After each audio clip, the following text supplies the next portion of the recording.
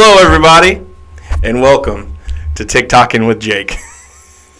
He's arguing right now. I don't even want to say I'm arguing. It's just like, you people don't listen. It's less than a minute, and you miss the entire point. Oh, my God. It's not that hard. I was in the comments today just having fun going back with some guy, and, yeah. It's fun. Actually, I'm just going to be a smart ass back. They don't read. I'm just going to be like, yep, you're right. You totally outsmarted Okay. Tonight is a special podcast. Not really special, but anyway, so basically we're just going to go over our entire lives musically. And we're not going to break into song and dance, but we're going to talk about our musical influences and what we listen to and what we listen to. Maybe we like someone then and we don't like them now, which it happens. I don't know. It's funny. My musical tastes have pretty much remained the same. Mine have changed vastly. Like, extremely. Oh, that was a good one. Yeah, but, well, I take that back because you just played the song before we started, and, yeah, my musical tastes have changed a smidge.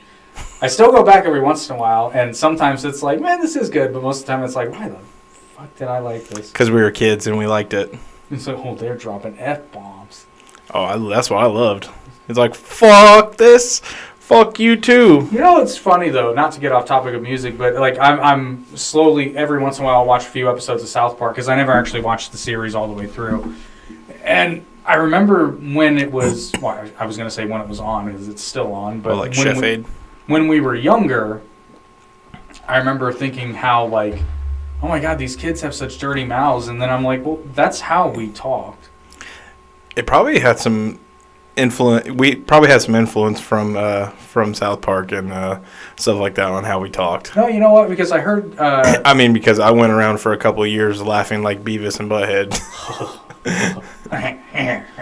No, I mean, but I heard Trey Parker and Matt Stone talking about it, and they were like, we wrote the show, like, that's how kids talk. And then I thought about it, I'm like, you know what? Yeah, that's actually true, because as an adult, I'm going through and watching South Park now, and it's so funny. These kids are cursing like sailors, and yet they don't, like, they come across something that they don't know what it is. And it's hilarious to watch. Like when they were trying to, well, I don't know if you saw it, but when they were trying to return the porno.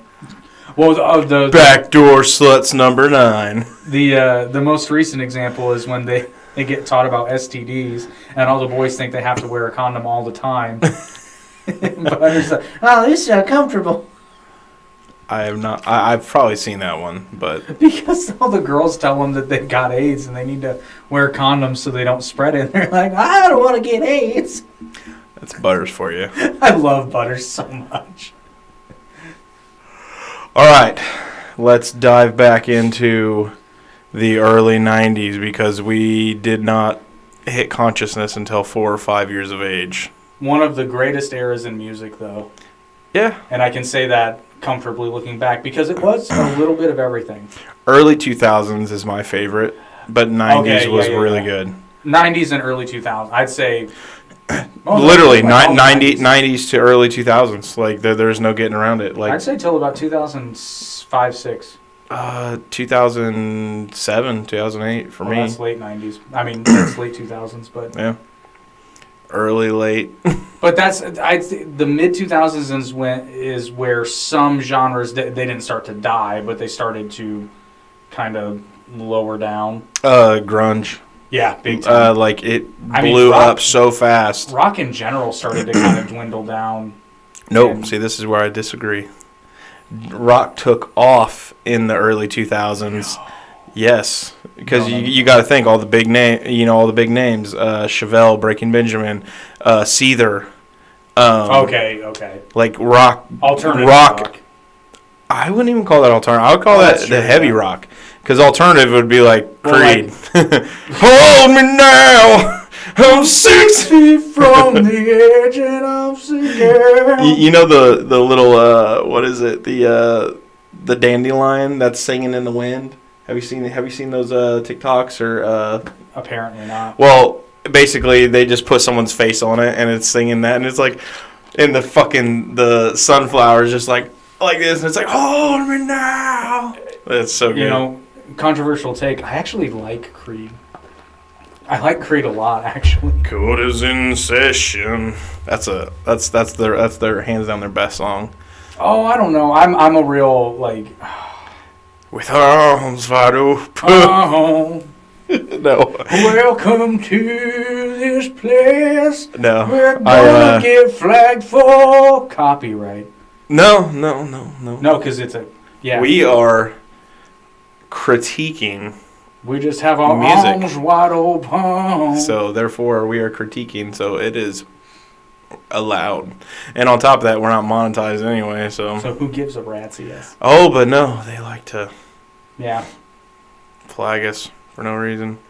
But, okay, so early 90s, grudge was big, huge, and then started dying off. And the reason it started dying off was because the singers kept dying off, you know. No, I disagree. Between Kurt I think- Cobain, Lane Stanley. Oh, we're talking about grunge. Yeah. Okay. Well, I'm just early 90s. Well, I don't. Well, yeah, to a point, but then you still like Smashing Pumpkins are still.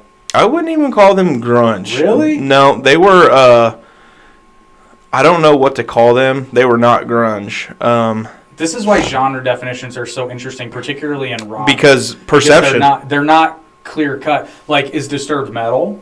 Some people would say yes, and some people would be like, no. They're man. disco metal. Well, technically speaking, they're new metal. But You don't know exactly what you done to me, but I'm paying for this time. I swear, when you said that Disturbed disco, Because you hear it now, don't you? I hate you so much because I like that song, but now I'm just. I ruined that song for so many people. I was like, Disco Disturbed. It's such a good. I like that song though. It's just the intro that's all disco-y. Yeah, after that's that. true. Okay, so we're just gonna be all over the place on this. Like, it is what it is. So this Disturbed. This is how we do it. And, you go ahead and explain, and I'll jump into what I was gonna say. Oh, well, Disturbed holds a very special place in my heart because it was actually the first time in my life that I understood what the big deal was with music, because I was I came along late to that. Like, my sister was obsessed with Insane. she was a Backstreet Oh, Boys Backstreet girl. Boys. My bad. But, My bad. but and it wasn't just her, like, Yeah, it was him too. but she was upset. Backstreet Boys are awesome, but no, I'm being serious right now, because like if you grew up in the '90s, everybody agrees the Backstreet Boys were awesome, but guys particularly, You are? we had to act like we didn't like it, but everybody tell me why. He's not gonna do it, but and like all my friends, you guys were into all these bands, and I'm kind of like, I mean, I'll listen to music, but I wasn't like obsessed or anything like that. And then I don't even remember where I got it, but I got a copy of The Sickness, and I listened to the whole album, and I was like, oh, I get it now. It finally hit you. It hit me. And you're like, I love it. I get it. And then it was like, but I got into a bunch of really different shit. Like, I became obsessed with Disturbed and Styx around the same time. Well, that was your mom was. Well, she had Styx Greatest Hits, and then I also got into Lionel Richie, but then through Disturbed I got into Linkin Park and a little bit of Korn. I was never really obsessed with Korn, though. Korn has really good songs, Mm-hmm. but not a whole bunch to me. They have like one good album that was like perfect in my opinion, and that was Issues. Their Because Greatest Hits we album is fucking- phenomenal, but it's because it takes a song from this album, Right, song right, from this right. album, song from this. But most of them came from Issues, Follow the Leader, and whatever ones after that. But you can't sit there and tell me though. Have you ever seen Korn live in concert? No, I have not. Wow. Like, I'm not even. I'm I a can fa- see I'm a that. fan. I'm a fan, but like that dude has so much energy. I can see that, though. It's so great. Well, and even I wouldn't even say I'm obsessed with Korn, but I mean, don't get me wrong, I like Korn, but I would not consider myself a hardcore fan. But Jonathan Davis is a hell of a songwriter, because for those of you who grew up around the same time we did, you remember he wrote the entire Queen of the Damned soundtrack. I did not know that. Yeah, the whole thing. And in fact, here's the funny thing: I don't remember why he performed all the songs in the movie, But for the official soundtrack, there was something where he couldn't do it all. That's why you have a bunch of other bands and vocalists singing them for the album. Okay. That's why, like David Draymond does Forsaken. He sings the song Forsaken in the movie, and it's Jonathan Davis, but on the album, it's David Draymond. That's wild. That'll be an awesome short. I like David Draymond's version more, but I was like, I'm gonna let him go. I was like, he's got something right here. But David Draymond is one of my favorite vocalists. I mean, period. Yes, if he stays in his lane. Oh, you're gonna bring up Sound of Silence, which is Terrible. and it's not terrible. It's so good. It's not in his zone. It's so in his zone. No, he can sing it. I'm talking like his zone. Like, no, that's just not it. I'll tell you what his best song ever is. Okay. Drop in Police. Oh my God, that's one of the worst Disturbed songs ever. Because it doesn't sound like them. That's why I like it. No, it sounds like them, but no, it doesn't. So it sounds like a completely different band. It sounds like them before they got their sound. That's what I'm saying. It sounds like and The then, Sickness. No, it sounds like pre-Sickness. Actually, you know what? That makes sense. I think that was one of their earlier songs. Get up! That song is so good. Like that song just makes me roid. Actually, I guarantee you that was one of their earliest. Rage. I guarantee you that was one of their earliest songs because of the lyric "I'm dropping plates on your ass, bitch." They actually I'm dropping plates. Their tour, Music as a Weapon tour, is where they came out with they released that song on there. I don't think I've heard it anywhere else, but they released that on there. Even Chevelle had a version of a song on there from their main album, This Type of Thinking Could Do Us In. It was... I can play the riff. I can hear it in my head, but they play it so much deeper and it sounds darker. And I love it. And I need to look up the name of it or it's going to drive me crazy. That whole album was really good. Music as a Weapon? Oh, yeah. Yeah. I loved it. I've seen some of the live performances of the tour. Still running. Still running by Chevelle. I just remembered it as I was trying to look it up. So I'm going to jump off. Are you oh, God. I am having a... Oh, are you a Springsteen fan? I mean, we're all born in the USA. Nah, Born to Run. I know. Did I get that wrong? No. It's those both his? Yeah. Okay, just making sure. But maybe we were born to run. Something like that. Born to Run is one of my favorite songs ever. And it shouldn't be good, but it is. I don't dislike it. I like it. But it's a good song. Is it going to be like on my playlist while I'm driving? No. It's a great song to listen to while driving, actually. I don't know, man. Oh, man, I love it. You know what's funny is this is going to be... We have very different tastes. This is going to sound very asshole-ish of me, and it's okay, because we've been friends for a long time. You seem like Dr. Motz when you drive from Without a Paddle. Seth Green, when he's Dr. Motz, and he's driving that station wagon, and he's singing Clay Aiken. I do sing Clay Aiken when I drive. And I just see him pulling up. That's my spot. Hey, that's my spot. Yeah, well, I'm Dr. Motz. Have a good day, Doc. Not quite that docile. No, not at all. But yeah, I know, I can see that. I'm into driving with Clay Aiken. Hey, I'm a hell of a paint I Will blender. Carry You is a fucking amazing song. Hey, listen. I listened to Chris Daughtry once. Just saying. I like Daughtry. He had like that one good song. Yeah, that's true. He did have some others, but he had some others. There's one really good one, and then there's others that I'll kind of like. Something like that. Gotta do it right this time around. Yeah, I was gonna say I know the lyrics. That's not I just song. don't want to tell anybody. That's So I don't know any other songs by him. I just know that one. I can't. I'm spacing the name of it, but yeah, I like Daughtry. He actually came out with a song or an album a couple of years ago, and apparently did fairly well. But I was like, yeah, that's the crazy thing too, is because what I've really started to notice is that there's this weird idea that if you're not in the top 40, like you're not successful as musicians, and that's just not true. ask Tom McDonald. Well, there's that, and then like another really good example is Rammstein, which is kind of unfair because they are They're a legacy. Well, Like, not only they- that, they are when, just- when they drop a new album, they're definitely top of the charts in Europe. Listen, I don't know any lyrics to any other song except Du Hast, and I don't even understand what they mean except for "you have." Or is Du Hast you hate or you have? I The believe way- it's you have. The way they spell it, it's you have, but it's a double entendre because So they're trying to make it seem like you have, I hate, It or could you be hate. either spoken, but the written lyrics are you have. You have me.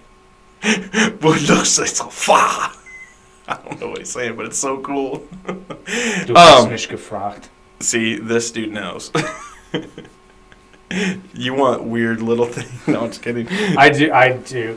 But see, it's funny because I'm not fluent in German, but I look up and they're clever as shit with their lyrics. You know, with me just saying what I said earlier about you with Clay Aiken, I can't get over that fact. And I don't know if this wouldn't be you; it'd probably be more me. But it says this guy is talking to another guy, and he's like, "Can you please stop saying weird things when I ask you questions?" And he's just like, "Man," and he's just like, "Okay." He goes, "Did you sleep last night?" And he goes, "I don't sleep. I only dream." And the guy just gives him the look like, "Motherfucker." Anyway, that had nothing to do with music, but it was funny. Anyway, that had nothing to do with I'm just checking our audio. Oh, you're good. Oh, that would be terrible. I checked everything before. So that we don't go another 12 minutes with no audio. Yeah, if you get in the settings and look, well, like I said, the microphones popped up automatically tonight, and I was like, oh, cool. Kick ass. Um, So we were talking about South Park. Yeah. Speaking of South Park and music, oh gosh, the soundtrack for the movie is Fantastic. phenomenal. It's so was well, they do great songs throughout the series. I keep trying to say, but obviously South Park, but another one is Family Guy. Yeah, He kills it. pretty good. Yep. I was humming "It's Easy MK" in my head. Season good. Step one, instead of ass say bum, like kiss my bum or your bum hole. I can't find it. That's the worst word that you can say. Okay. Speaking of It's easy MK. changing genres and starting to like different music as you get older, it's tad true, because I still don't like country. I will never just be okay with country, and it's not because of the lyrics or anything like that. It's just it's not my style. Like the sound they sing. You have to kind of be careful though, because country kind of fades into other genres though. Because I like some country, but I noticed the country I like is a lot. I would consider it a lot closer to like soft rock than like country. Country, like Aaron Lewis. Like, I'm gonna bend my truck over and fuck it. Nah. But there's some good stuff. Like, there's a few Faith Hill songs that I like, and she's considered a country artist, but I would argue that she's... Okay. I mean, back in the day, who didn't know a Garth Brooks song? Just sorry. That's true, but Garth Brooks I would consider a country Everybody artist. is down in low places every now and then. You don't have to, and then, you know... Well, when the whiskey, summer never comes, or something like well, that. the whiskey runs and the beer chases my blues away, and I'll be okay. Okay, but And the thunder rolls. that's a good song. That is a good song, but okay. I hate to admit it. But take Thunder Rolls as an example.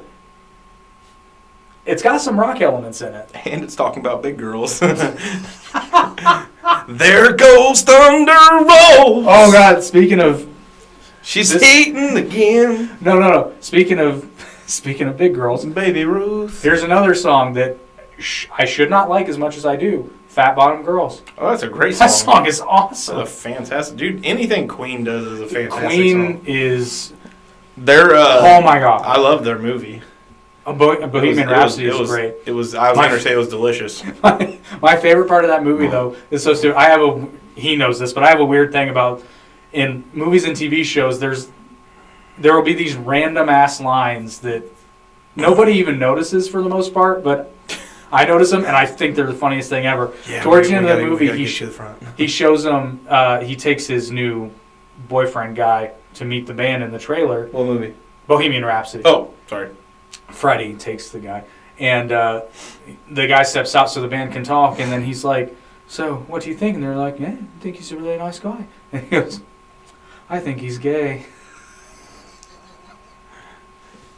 It's fucking hilarious. I don't remember that part. That's what I'm saying. Hardly anybody noticed that line, but I'm in the theater and I go, No, I caught. I remember catching it, but I can't remember. Can't remember it. Like, I'm the only one laughing in the theater. That's fucking hilarious. But so here's a good test. because they introduced Old Boy, and then he said that. That's funny. Yeah. But so here's an interesting. This isn't universally true, but you can generally tell if someone is actually a Queen fan or a poser by this question. What's your favorite Queen song?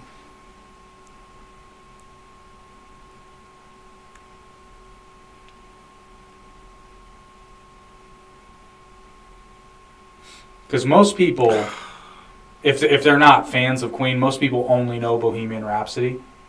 They probably know other Queen songs, but they don't know that they're a Queen song, or they don't know the names of them. I don't know. I no. Okay, can I choose Freddie Mercury instead of Queen, or does it have to be Queen? Well, no, yeah, choose Freddie Mercury. Okay, Freddie Mercury and David David Bowie. Well, that's Queen. Under Pressure. Yeah, that's Queen and Yeah, David Bowie. that song. That's hands phenomenal. Down. That's another song. Should not be good. Oh, it's fantastic. It's great. It's a transcendent piece of music. You want to know a song? It's complete nonsense, and they were all high off their ass. But you want to know an absolutely beautiful song that most people probably do appreciate from back in the '90s. If they is this Queen? No. Okay. I'm going to cut you off real quick for the short. So my favorite Queen song is a fairly. It's not unknown, but it's not a very popular one. And it's not written by Freddie. It's actually written by Brian May, but Freddie performed it before he died, thankfully. And it, when it came out, like got released on an album, it kind of became a tribute to Freddie, because it wasn't that much before his death. But Too Much Love Will Kill You. Is that what the song's called? Yeah. Okay. It's such a good song. And Mays actually wrote a lot of music. Oh yeah. Well, and there's a version of it where Brian May performs the vocals too. Really? Well, that's the other thing. Like, everybody in Queen could sing. Yeah, there wasn't really one person who couldn't sing. They all do sing. They were like the Beatles. Well, we'll get to them, but so hey, listen. I have a huge respect for the Beatles. I have a respect, but I think they are a tad overrated, and I never got into their stuff. But I gotta think though, they're overrated now, but like at the time they were so massive. But hold on, before we get into that though, mashups like what we were talking about with Queen and David Bowie, Blink-182 and The Cure, and the song is called I think I want to say Letters to You maybe or something like that. But the thing is, like, dude's voice from The Cure on this track, it sounds angelic, but like Satan at the same time. It's like the best of both worlds. Well, Satan was an angel. Yeah, exactly. Okay, so it was angelic. But anyway, so like that song is I'm sorry. fantastic. Before the internet attacks me, okay, Lucifer was an angel. It's true. Anyone who says the devil, when they're talking about the devil, I mean, like, everybody always says the devil, Lucifer, and then this and that, and it's like, you're referring to one person, correct? Different iterations potentially, but yeah, but like some people are like, oh, it's Lucifer's son. And I was like, well, then that's a what do they call that? Half angel, half human. A hybrid. Well, Nephilim. Can he become a super angel? Apparently. With hair of gold. Apparently, a Nephilim born by Lucifer and a human would be stronger than Lucifer. That sounds like you got that from either Supernatural. It was! Because the dude's name was Jack, and he ended up being the new god. He absorbed God's power. I'm telling you, dude, you need to watch it. It's so good. Was it orally or suppository? It was definitely anal. Who's in hell? That's terrible. That is terrible. All right, I'm going to look up this song, and then I'm going to be done with this. Blink-182. The Cure. All of This. It's called All of This, and that is just hands down a beautiful song. Anyway, so we're gonna move to the Beatles because apparently this dude don't like them. If you have a favorite Beatles song, which one? I don't like the Beatles. You don't have one song you even remotely would just. I dig this song. Let It Be's pretty good. Not even. How do you not like that song? I don't know, and I fully admit my taste of music is very odd Listen, and weird. If you like odd music, listen to Maxwell's Silver Hammer. Maxwell's Silver Hammer goes dink on her head. I think what ruined the Beatles for me was the song Yellow Submarine. I hate that song. It's childish, but the thing is, I think it's about drugs or something like that, because that was the time. And there's actually controversy that goes around. I'm going to be really mean here. Reason number one why I don't follow anything this dork says. If you have your... Dude, I'm so close to mentioning it in a comment, just being like, you don't even know what you are. I know who I am. I'm a dude playing a dude disguised as another dude. But if I do that, I'll get banned, so whatever. TikTok. You know what's funny is they're basically controlled by China, and yet they care about what we Americans say and ban us. Actually, you know what? There was one video I saw from, I don't remember what his position was. He was high up in TikTok, though, and he was doing a conference, and they were asking him, about... For the love of money. For the love of money, that's a good song. Well, no, they were talking to this guy, and somebody asked him something about content for children, and he actually, I think, handled it extremely well, because he actually said, he's like, in many countries in the world, you can't even have a TikTok account if you're under this age. And then he tells parents how to go in and basically make it to where they can see everything their kids viewing on TikTok. Really? Yeah. Nice. I was like, you know what? Yeah, because Listen, my kids had... We all know you're stealing our data. We don't care. But at least you lie to us well. That's all I ask for my politicians. Just lie to me better. Lie to me, Pinocchio. It's kind of like if you're dating a chick who's like a perfect 10 and you're like a 3, and then she's like, I only want you. It's like, you know what? I know it's bullshit, but it still makes me feel good. She showed me her boobies and I like them too. So let it be. That's your final answer. I'm not even. I used to be a real prick about it and say the Beatles suck, and then I really thought about it and I was like, you know what? I shouldn't say that because they don't suck. There's clearly something.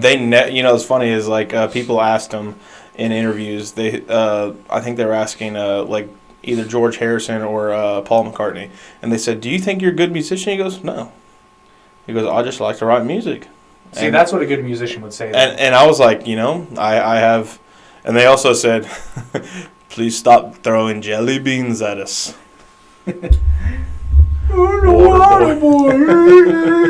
I got a wooden spoon. I love that movie so much. And plus, I really like doing my Bobby Boucher because it's mama, it's fun. That was actually really good. I love doing Bobby Boucher. It's one of the first impressions I can do well, so I do it often. That's fine H2O. That's high quality H2O. I used to do this bit back when I had a father-in-law who was from Alabama. Oh, God. I would crack these fuckers up during football season. Oh, dude. That would be funny. Oh, dude. Like, somebody get laid out. It's like, quick, somebody, he needs some water. That just sounds like he needs some milk. He needs some milk. So, what other... I've said the Beatles. Who else? Like iconic musicians? Yeah. Let's just go with that. Iconic musicians that are overrated. That are overrated? Because you definitely believe the bleed's all, folks.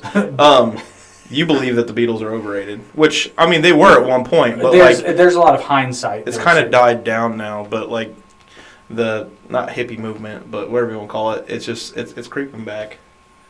I like that era of the 2000s. It was really nice. Everybody in our school got along. It was a lot of fun though because as far as music goes, you could hear anything you wanted on the radio for the most part. Like back in those days, we had a couple rock station. We had one rock station. Well, we had one. We had one contemporary rock station, and then there were a couple of good classic ones that did a decent mix. Yeah. Like you'd have, like on the basically, if you were a Metallica fan, you had it made. Because they'd play Metallica on X103. Mandatory Metallica every night at 10. And I hated it for the longest time until I tried to learn some Metallica music, and I was like, I respect him a lot more. So there's an interesting one. I can see how some people might assume that Metallica is overrated. I don't believe that. Oh, no. No, Metallica is the Stones better. So, okay, you're going to hate me because I don't like the Rolling Stones either. But again, I like them, but they're just they don't really have anything like not the Beatles. I don't think they're overrated though. I No. think that's an important distinction. It's not my cup of tea. I've never found a Rolling Stone song that I was like, yeah, I'm gonna rock out to that. I'm pretty sure I was conceived to the Stones. Fairly certain. My dad loves the Rolling Stones. You viewer, McMuffin. Who? What's a musician that you think is overrated? Just generally, not just classically. Yeah. No, actually, you know what? Let's make it classically because there's a lot of overrated musicians out there today. Taylor Swift. I said it. You know, for what she did though, he says, "All right." You sing Taylor Swift in the shower, don't you? No, I'm saying for what Like, she's not done anymore. with not having like an actual like decent voice. Like I'm sorry, she has a good voice, but the thing Yeah. is, she really doesn't sing hardcore like all these other ones. She basically is writing punk, pop, and country. Actually, you know what? I'm going to take a step back. Teardrops in My Guitar is actually a pretty decent song. And George Harrison had a song called I think. No. Sorry. I apologize. Hold on. I'll read it in a David second. Bowie is a bit overrated. That's a hot take. Although I can see why. I can see why you'd think that. Because here's the thing. Bowie has the benefit of hindsight, much like the Beatles, because if you really get in... Because whenever people talk about Bowie, they talk about his best stuff. A lot of Bowie's shit is really fucking weird, and not in a good way. Oh, Starman or whatever that album was. Like, I love Spiders from Mars or Ziggy Stardust. Sorry. Well, I love yeah. Ziggy Stardust. But that's what I'm saying. Like that album's weird. Yeah, 100%. Yeah, he's definitely overrated. The Labyrinth notwithstanding, because that soundtrack's amazing. Did he do most of it? Most of it, yeah. Okay. Actually, I think anything with lyrics in it, I believe. Lyrics. Underground is a great song. You found someone true. Let's see. Underground, high, it's only for you. Exactly. Yeah. He says vocally he's not very special. His melodies are okay, and totally agree. Actually, yeah, that's true. That's actually that depiction is exactly the same as Taylor Swift. See, this is what happens though, people, when you have a discussion and you're not like, I'm not so married to the idea of David Bowie being God's gift to music, that comment right there, vocally, he's not very special, especially at the time he was big. He was well hung with a snow white tan. Something like that. I mean, he's good. He's not Freddie Mercury unique, though. No. And notice I didn't say Freddie Mercury good. I said Freddie Mercury unique. Yeah, because Freddie Mercury, but Freddie Mercury could hit certain notes that other people couldn't. Hey, Cleveland, what's your favorite band? Oh, I like Freddie Mercury. I like Freddie Mercury a lot. Oh, Freddie, that's nasty. I think he's Oh, good. shit, that's funny. That would be funny. Freddie, that's nasty. You're a nasty boy. Well, and then, talking about some of David Bowie's stuff, Queen's kind of the same way. Queen just has so many great songs. They got dog shit, too. The song Bicycle, for example. Oh, that's a great song. It's a piece of shit. I want to ride my bicycle. Which was in How High, by the way. Actually, no, it's not. It's not Bicycle that I like. It's Fat Bottom Girls. But that's a great song. That is a good song. That's a good song to drive to as well. Get on your bikes and ride. But it's funny, you're enjoying it, and then you start, the first time you actually start listening to the lyrics, you're like, Freddie, are you okay? Yeah, it's like, I think he's switching back, guys. And then he wrote that before he came out. Yeah, that's true. You know, and actually, well, wasn't he married to that girl? Yeah. Yeah. And he's like, I gotta tell you something. I'm bi. And she's like, you're gay. She's like, you're gay. And it's like, does he give you an orgasm? No. You know what, though? Back in the day, that must have been very difficult for him, truly. That had to be a Anybody then. Yeah, that's true, yeah. But I mean, particularly for him, and what I've always kind of respected about Freddie Mercury, and partially due to the time, I understand, but I think he would probably be somewhat the same today. He was never very open about his personal life. Because even he was diagnosed with AIDS very early on. Well, I take that back. Not very early on. Late but 80s. People didn't know. Was it late 80s or was it like 83, 84? I think it was late 80s, but I could be wrong. But I can't remember when that I mean, last people concert he played. didn't even know. Some people, like the world at large, didn't know until after he was dying, essentially. He just didn't go into it. You just reminded me of a fantastic song. And I'm going to tell you a band, and I want you to tell me the song that you think of it when you hear this band. Okay. Modest Mouse. I have no idea. You don't know any songs by Modest Mouse? No, I don't. I may know them, but I don't know them as Modest Mouse. Have you heard the song Float On? Probably not. We'll all float on. You don't remember that? Okay. Anyway, they have a that's one of their songs. Exactly. He's talking about Freddie Mercury. Oh, yeah. I think some people might suspect it, but what I'm really saying is he didn't come out because like it would have been very and probably somewhat profitable for him to come out and basically become like a spokesperson, which maybe not For at that AIDS. time. Well, not at that time. No. Well, a lot of people did a lot on his behalf after he died. You know, there was all kinds of charities and whatnot. And believe it or not, even Eazy-E, with his because AIDS Eazy-E thing, got- so that they did a few charities with him too as well. So, and honestly, like, I'll say it. I know people still get AIDS and whatnot, but like they really did nip that like quickly. Well, yeah, but they made it to where it was no longer a death sentence. Like it's manageable now. But back in like people forget like we weren't alive. Well, I think we were alive, but we were barely conscious at the height of the AIDS epidemic. Yeah, because that was like from like 84, 85. Mid 80s to the mid 80s to like right at 90. Like it was. No, it went into the early 90s. But the big scary part. Oh yeah. But that like people forget how scary it was, particularly in big cities where there was a fairly larger gay population. Because for a very long time, they literally thought it was just the gay disease. They were wrong, but they thought. That's why I tell people all the time you should really watch the movie Dallas Buyers Club if you haven't seen it, because it's a very good movie, but it does a very good job of painting the picture of how scary it actually was. Because, I mean, people were panicking, and they didn't have shit for them for a long time. So, yeah, back to cheerful things. You brought me. Thank down, you for man. the engagement, viewer. We appreciate it. Rod Stewart is way overrated. Nope, I'm going to fight you on this one. No. Okay, are we talking about as a singer or as a songwriter? We're talking Rod Stewart as in South Park. I poop my pants. No, as a songwriter, Rod Stewart is top notch. Oh yeah. Wake up, Maggie! I think I got something to say to you. Oh, come on! Downtown Train is one of the is a fantastic song. I keep thinking of I don't think it's the Police. Sting. I can't remember the song that he's just like, "You're the teacher's pet." Something like that. That's a great song. No, that is the Police. Is it the Police? Are you? No, maybe not. Are you thinking? I think it's "Don't Stand." Don't stand. Subject of schoolboy fantasy. See, this dude knows. She wants him so badly, knows what she wants to be. And I fucked up and said schoolboy fantasy.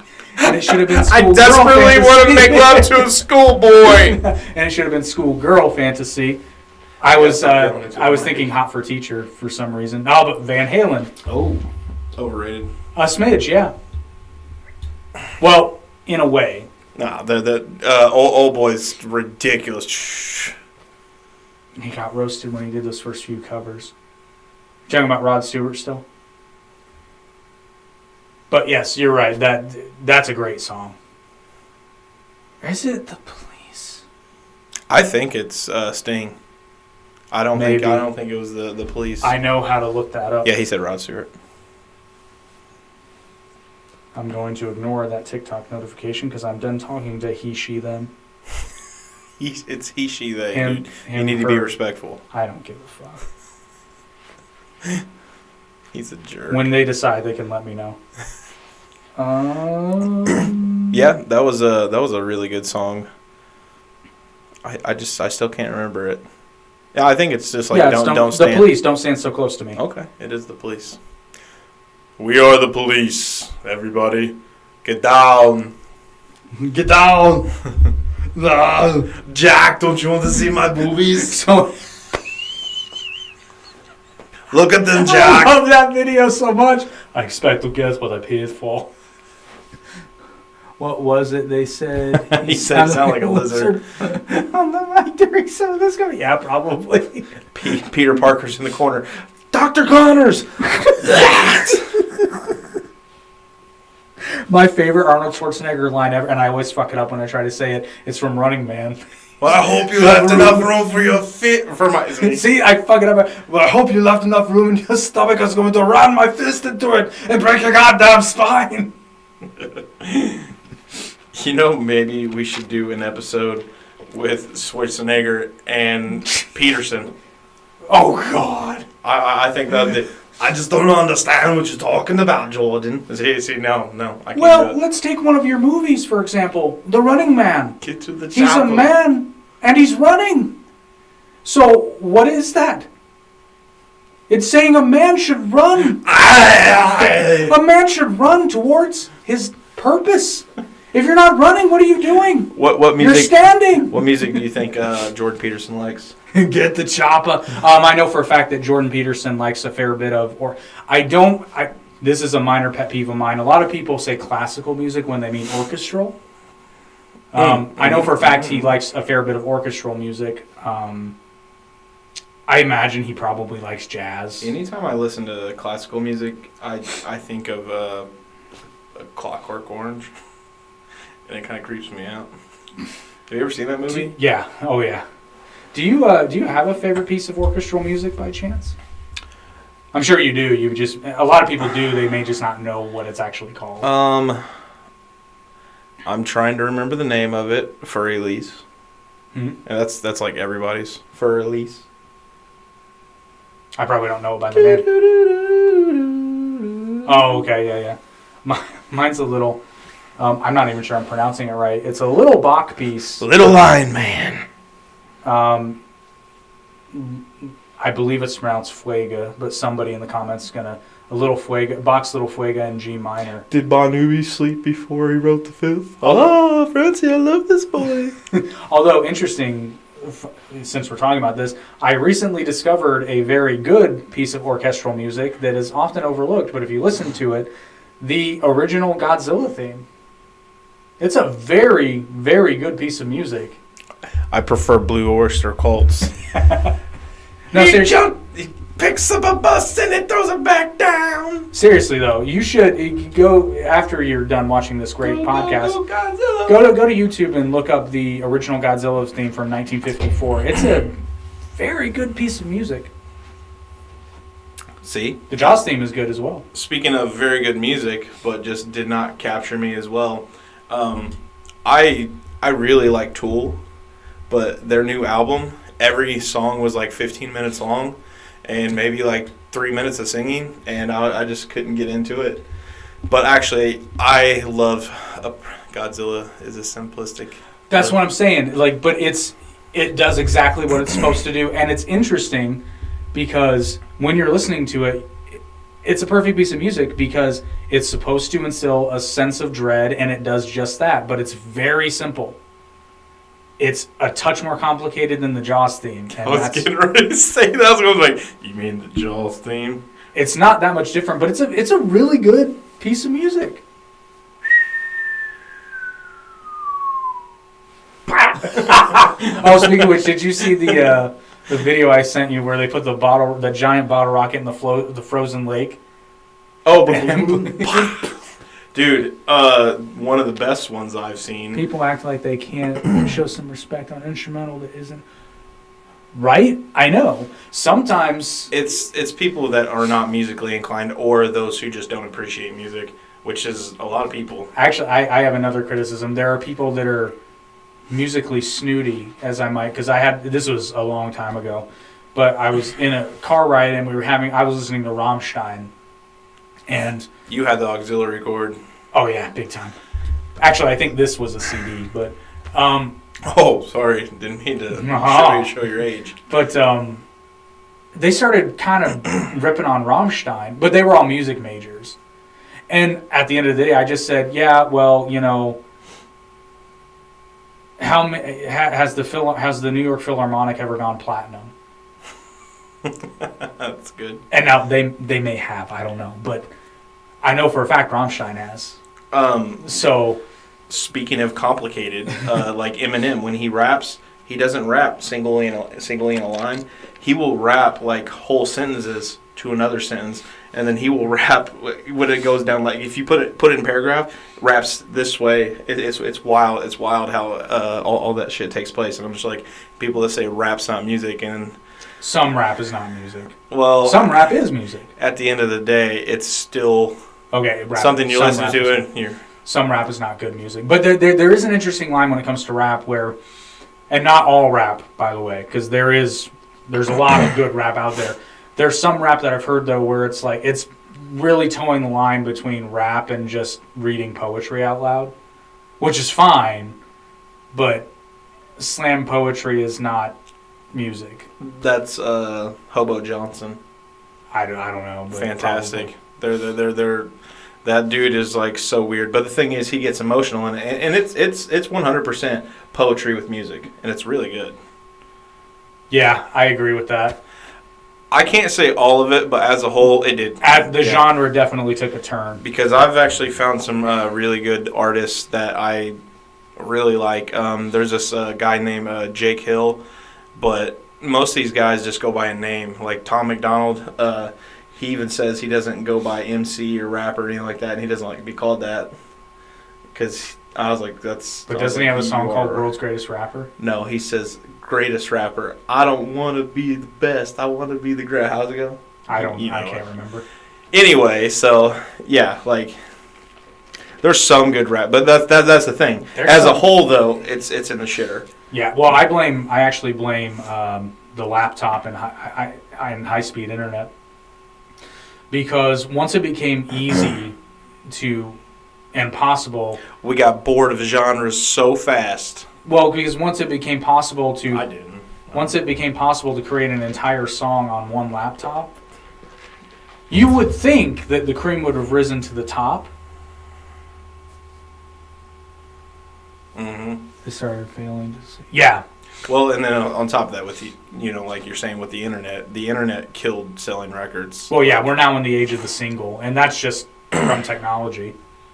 But there's people who release singles every week, and they do great. Frankly, that's how you should do it, because that's the delivery system now. Because how many times, like, we know this growing up, you buy an album and, like, fuck, there's only 3 good songs on this thing.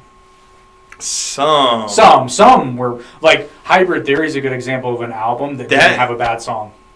From beginning to end, that is a fantastic album. Meteora was good too, but Hybrid Theory may be a perfect album because there wasn't a bad song on there. Yeah. There were great songs, and then there were really good songs. There wasn't anything that was mediocre or bad. And then they came out with Reanimation and made some of the songs better. Oh wow. He said Adele got her followers to actually purchase her album. Yeah, but Adele. If you have a big enough following and you just literally just, like, they probably could do it and just be like, hey, I'm dropping this album on this day. And then it just blow up. Yeah, and Adele is extremely talented. People will like a post and stream, but not buy physical. Yeah. I'll be honest. I went physical a long time ago. Like, very long time ago. I had, like, the first iPods and that stuff. I even had MP3 players. I actually sold those in high school. Made some money. Didn't you sell me one? Yeah. I love that thing. Yeah, but the thing is, I was just getting them from my work at Goodwill, and making money on the side. So you know what? I don't blame you one bit, and I loved that thing. That changed my life. I loved that thing.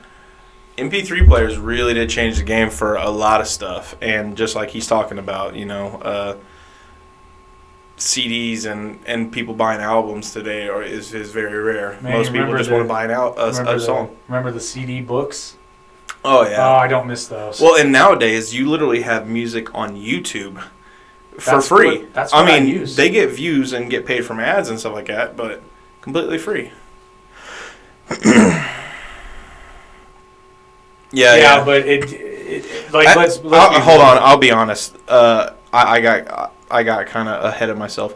I had the first iPod Nano, and that was a beast. The quality and sound, everything on that thing, it was really good. And those headphones it came with, perfect. I love those. Those were by far my favorite headphones ever. And you just put me onto a massive pet peeve I have with the hipster kids. I do like AirPods though, so I have a pair. And I do say kids for this. A huge pet peeve I have with all the little hipster kids. I had a girl tell me once with a straight face that vinyl sounded better than CD. And I'm just like, no, it fucking doesn't. It did. It not much past that frequency though. I think it was like, I can't remember, like 9200 or 7200. Whatever the frequencies they were at that time. I just like being able to listen to my tunes on the bus without having to worry about the CD skipping. Hey, I didn't have the iPod Nano until I was a senior. I wasn't on the bus anymore, but when we went to vocational school... That's what I'm talking about. Yeah, never mind. So we were going to computer operations, and we all had our headphones or CD players. Well, I just loved it. I loved it. I didn't have to change CDs. I could put it on... Because I love my music on shuffle. It's very rare that I'll be like, I want to listen to this song specifically. It's just like, I'll put it on shuffle. Yeah, now that I remember, you did get your MP3 player from me. Yeah. Oh, no, I figured I did. I remember those were good times. Great times. Everything was so much simpler. Like, don't get me wrong, I love technology, and I love how quickly you can get stuff, but at the same time, you run into boredom. Like, you don't have to search as hard. Like, I remember back in the day, to find an MP3 on the internet without downloading it was like... That was an undertaking.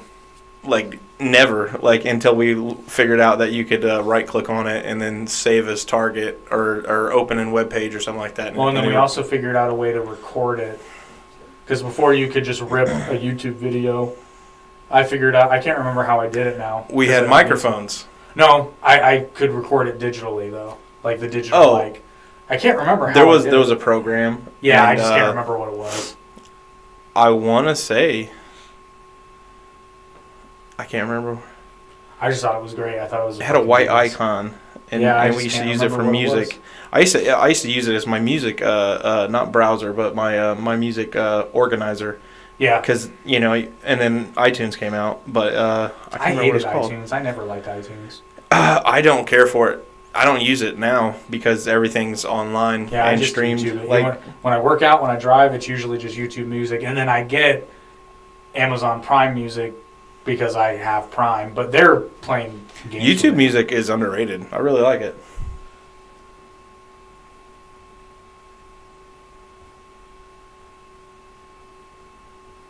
They're supposedly losses quality on Apple.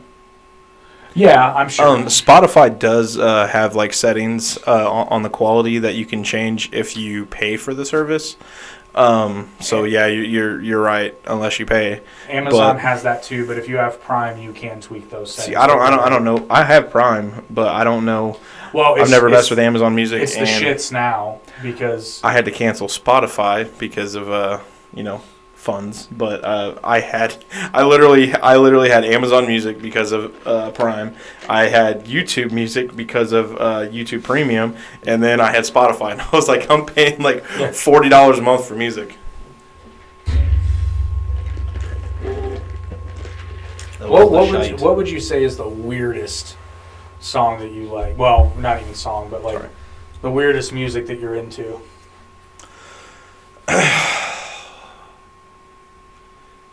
I feel like I can't really think of anything with at least that term weird, because I feel like if I turned anyone on to any of my music that I like and they actually gave it a listen instead of Well, maybe judging not weird. it. Maybe not weird. Maybe atypical.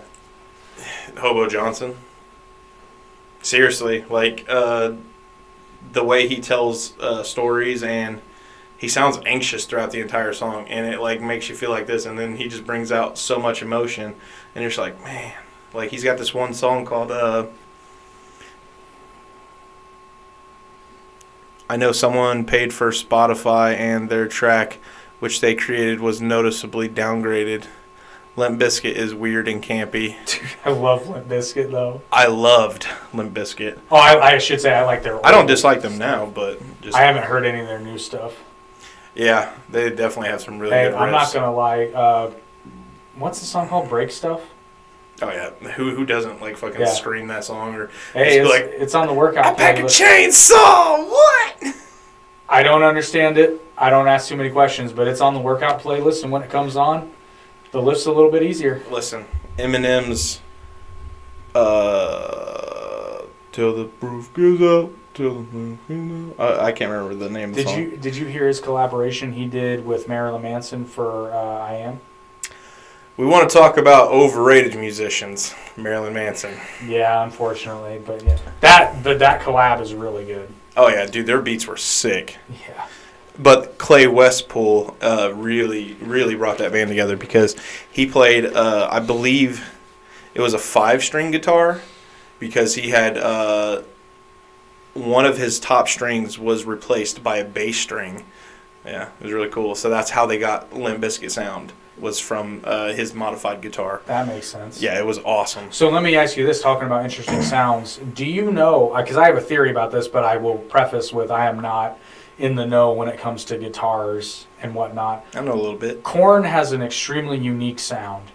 And That's because they're bass. okay, I'm right. Fieldy. But is their bass kind of like, this is going to be the wrong term, but like, do they lead with their bass instead of their guitar? They lean heavily on their bass. Okay, so I was right. Because most bassists in bands are literally, they just keep the same rhythm with the drums. Yeah. But and bands like Blink-182, Korn, Primus, that dude is probably one of the best bassists ever to exist. Also tremendously underrated. And I mean, I don't know if you know this, but he auditioned for Metallica, and they told him he was too good. He's weird. Dude's weird. Here to Stay is a sick song. Oh yeah. Yeah. Yes, sir. I love that one. Yeah, Here to Stay is a phenomenal song. Korn, though, one of my favorite songs by them is Trash. Yeah.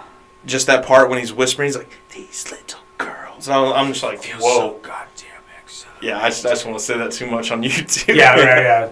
It's a good song, though. I tell my lies and I despise. Every second I'm with you. Yeah. So that's what I'm saying, dude. I can name off so many bands from the early 2000s. Did My Time is another really good song that I feel like a lot of people didn't like, but I loved it. No, that's another one. I was like, I need somebody. And then Thoughtless. Oh my gosh, dude! But, Corn is amazing. Yeah. Like that's what I'm saying. Like Corn's phenomenal. you need to see them live. They're so. I would. I've actually only seen. I really want to see some. I really want to see some more people live because I've only seen a handful, a bunch of times. I'll have to make an effort to go. But so here's the funny thing. I had 2 bands on my bucket list, and I've seen them. But you know me, I'm pretty reserved in public. I'm not very animated. Mm-hmm. Holy shit! These 2 bands I saw, Disturbed and Rammstein live. I bet it was fantastic. Oh, dude, you wouldn't have recognized me. I didn't stop moving. I was happy because on Rammstein it happened. I had 2 tickets originally, but there was an empty seat, so I just took the middle one, and I'm fucking the whole time. 2 tickets? Yeah. Eddie Money? 2 tickets to paradise. What does this say? Fred Durst had a lot of music feuds. That right there, Corey Taylor, Eminem, and Scott Stapp. Those are all people that, like, for some reason, they just have beefs with everybody. And Eminem's beefs are really fun because then they make tracks back and forth. I gotta say though, honestly, the beef that he had. Scott Stapp, that's Creed, right? I want to say yes. Yeah, that's Creed. I heard Disturbed is on. Dude, they are. I was shocked because I didn't go see just them. It was Saint Asonia, Alter Bridge, Breaking Benjamin, and Disturbed. Oh, Breaking Benjamin. They were good, and actually I figured it was Creed. That concert rekindled my appreciation for Breaking Benjamin because I didn't ever dislike them, but I just kind of forgot about them. And I'm like, oh shit, these guys are really good. Their first 2 albums beat everything. Yeah, but is Dear Agony one of their first 2 albums? No. Because I like that album. Hate but it. Anyway. Oh, I love that. But anyway. That was after he fired his entire band. You know what? I lost a lot of respect for Ben Burnley after he did that because he was sick and they released a certain few songs off of the album that he didn't approve and he fired the entire band and then they started new. Like, I was like, man, dude, the people you had were freaking amazing. They were. Although now that you mentioned that, I can pick out a difference. But I do love Breaking Benjamin. Don't get me wrong. So I was enjoying the concert, but I was pretty much just sitting there, kind of bobbing my head because I wasn't in the lawn. I was in a seat. Oh, and Disturbed. And the minute Disturbed came on, I stood up the entire time.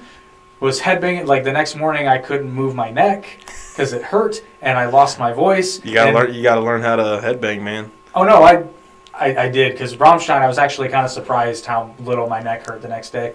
But I had no voice, and... that's tough, man. Rating Breaking Benjamin higher than 3 Days Grace. I would... If you don't have an appreciation for 3 Days Grace, because Adam Gontier is an excellent singer. Like, yeah, he had his problems and whatnot, but... Breaking Benjamin and 3 Days Grace, man, they're dead. Good. They're dead even for me because Breaking Benjamin, I like 3 Days Grace first. Like, they were just amazing. That first album they put out, I don't think the album was called Just Like It. I think it was a self-titled album, but it was fantastic. But Breaking Benjamin, man, that's tough. That's really tough. I would say, and this is purely for me because don't get me wrong, I love 3 Days Grace. I can appreciate a softer sound. Like I said, Styx was one of my first big musical influences. And there's that whole, like, everybody loves Journey, which don't get me wrong, I love Journey. I don't love them. I like a few songs. I love Journey, but people shit on Styx. And I'm like, but without Styx, there probably would have been a Journey, but not a Journey as we know them. I like more 3 Days Grace music, too, as well. So, because it's more, like, Breaking Benjamin's good, and he can scream every now and then, but, like...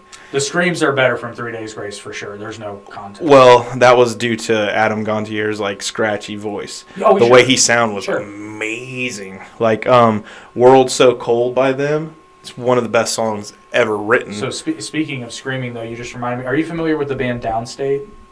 Sounds familiar. Downstate's one of those bands you've probably heard their songs, but you might not have known it was Downstate. Everybody out there, if you like 3 Days Grace, check out Downstate's song "Kingdom." You'll appreciate it. It's quite good. But I'm going to segue for a moment to talk about our sponsor of tonight's podcast. It's very exciting. We are brought to you by Stevie Wicks, and I have a sample of the Stevie Wicks subscription box. Check this out. You subscribe every month, $49.99, and you get a box every month. If it's a holiday month, it will be themed. So this month you would get a Valentine's Day box. Oh, it'll be my Valentine. Say yes. He went to Jared. No, I went to Stevie Wicks. You'll also get unique merchandise, which is not available regular online, possibly in store if you're in Columbus, Indiana. Oh, Skillet. I'm sorry. Oh, Skillet's good. I didn't like them. Oh, I like Skillet, but I like to cook on them. But yeah, so essentially, you get a box full of gifts, not necessarily all candle-related items, like you might get jewelry, you might get a candle snuffer. Nice. Very much so. And then don't worry, you don't have to subscribe. You can always just buy individual candles at StevieWicks.com, or you can subscribe to a monthly box. And Jake, how much is shipping? It depends on what you buy. I'm just kidding. I didn't know if you guys It depends on what you buy and where you live. But if you live in Indiana, you can forego shipping by selecting a local pickup. Are you saying there's a place you can pick it up at? There's two. Oh, okay. One in Columbus, Indiana, and one in Fishers, Indiana. And the one in Columbus, Indiana is my store. Well, it's my wife's store, OMG CBD. And you can stop in and get all your smokables or whatever, what have you if you need help sleeping. 935 2nd Street, Columbus, Indiana. But fellas, Valentine's Day's coming up. You're going to need a gift. Yes, weed and candles. I mean, you could do worse. You can get all the Valentine's ingredients. You can get your Valentine's Day candles, and you can get your weed chocolate. All in one convenient location. More on them later. Paramore fell off almost within like their first album. I can't really say that because I didn't follow them very much. They're doing well now. Yeah, I always felt like Paramore was just a Evanescence. They had that one song that was like really good. Yeah. What is it? They had a couple, but like Only Exception, Butterflies. I was never a big Paramore fan though. Hey, girl rock bands. There we go. I've got a girl rock band. I got a girl metal band. Actually, mine's. Who's yours? I was just gonna say Kitty. Oh, and I actually she was so good. I have a feeling you'll like this band. I don't know if the whole band is a girl band, but the vocalist is female. And you ever heard of New Year's Day? No. Look them up, specifically their song "Alone." It's a banger. Alone on New Year's Day. No, they're very good. And then one really weird. I don't know. Actually, no, the band's pretty good. Tonight Alive. They had the main theme for Amazing Spider-Man 2. Mm. The song's so good. The movie's terrible, but the song's really good. The movie wasn't terrible. They just really screwed up on CGI and how they killed people. And the story, like the script. Everything. All of it. You think they lost respect when they went pop punk? Oh, I thought they were pop punk. I don't know. Yeah, I thought they always were. Paramore. Shows what we know, don't we? By the way, we never claim to be music experts. Again, I love music, and I can talk any day about anything. Yeah, but for reference, check out the logo. That's why we did it. I mean, we do a little dabbling, I unplugged it. That's all I got. No. God, I thought you were going to start playing There's Something in There. Oh, did you see the video I sent you of the guy dressed as Batman karaoke? Something in the way.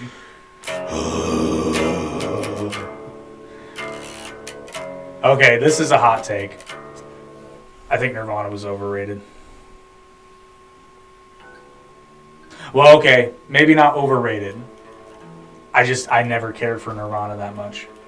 I'm not going to say they're overrated. The funny thing is, the lead singer of Nirvana actually, Blink-182, hands down. Sorry, I like a few songs by. I know more songs by Blink-182 ever than I will ever know by Green Day. Don't get me wrong, I love Green Day. You know what? I'm going to agree with you, actually. And I'm not a... American Idiot was a really good album. Yeah, I'm not a particularly big Blink-182 fan, though. But I would probably put them slightly above Green Day. And on top of that, they're coming back out with a new album here soon, too. So, did he finally move out of the U.S.? Billy Joel? Yeah. I don't think so. He may have. You pointed me to another. I'm not going to say he's underrated, but I think he is a criminally unrecognized artist, Billy Joel. Yeah. I love me some Billy Joel, man. Oh. I really only like a couple songs. I'm not a huge fan, but I do appreciate. I appreciate anyone's music. I would wager to say though, you haven't heard a lot of Billy Joel's good. Like he has a song called "She's Always a Woman." Mm-hmm. Great fucking song. And who doesn't love "Only the Good Die Young"? Right. Only the good die young. Yeah, that's a good one. Virginia, don't make what Green Day songs have longer shelf life to me? I could definitely see that. Because Blink-182, their songs were more for that time, and people appreciate them still. But some of them can be played more so in this day and age rather than some other ones. Like I can't really think of a certain Blink-182 song, but there's some that can be played anytime. Like I Miss You. Like, people always love that song. American Pie era. Yeah, that was great. Because going away to college, that was one of my favorite songs. And then I didn't even realize that song was in American Pie until, like, I was way older. I'm really showing my, like, eclectic musical taste. But you said American Pie, and you reminded me of another artist that probably in the 90s got a lot of appreciation, but I think doesn't so much anymore. Michelle Branch. I thought you was going to say Vanessa Carlton. No, Michelle Branch. Michelle Branch has so many great... And this is pre... I have no idea who she is. You've heard her music, though. I probably have. American Pie 2, Everywhere, when they're doing the montage where Jim ends up breaking the lamp. Mm-mm.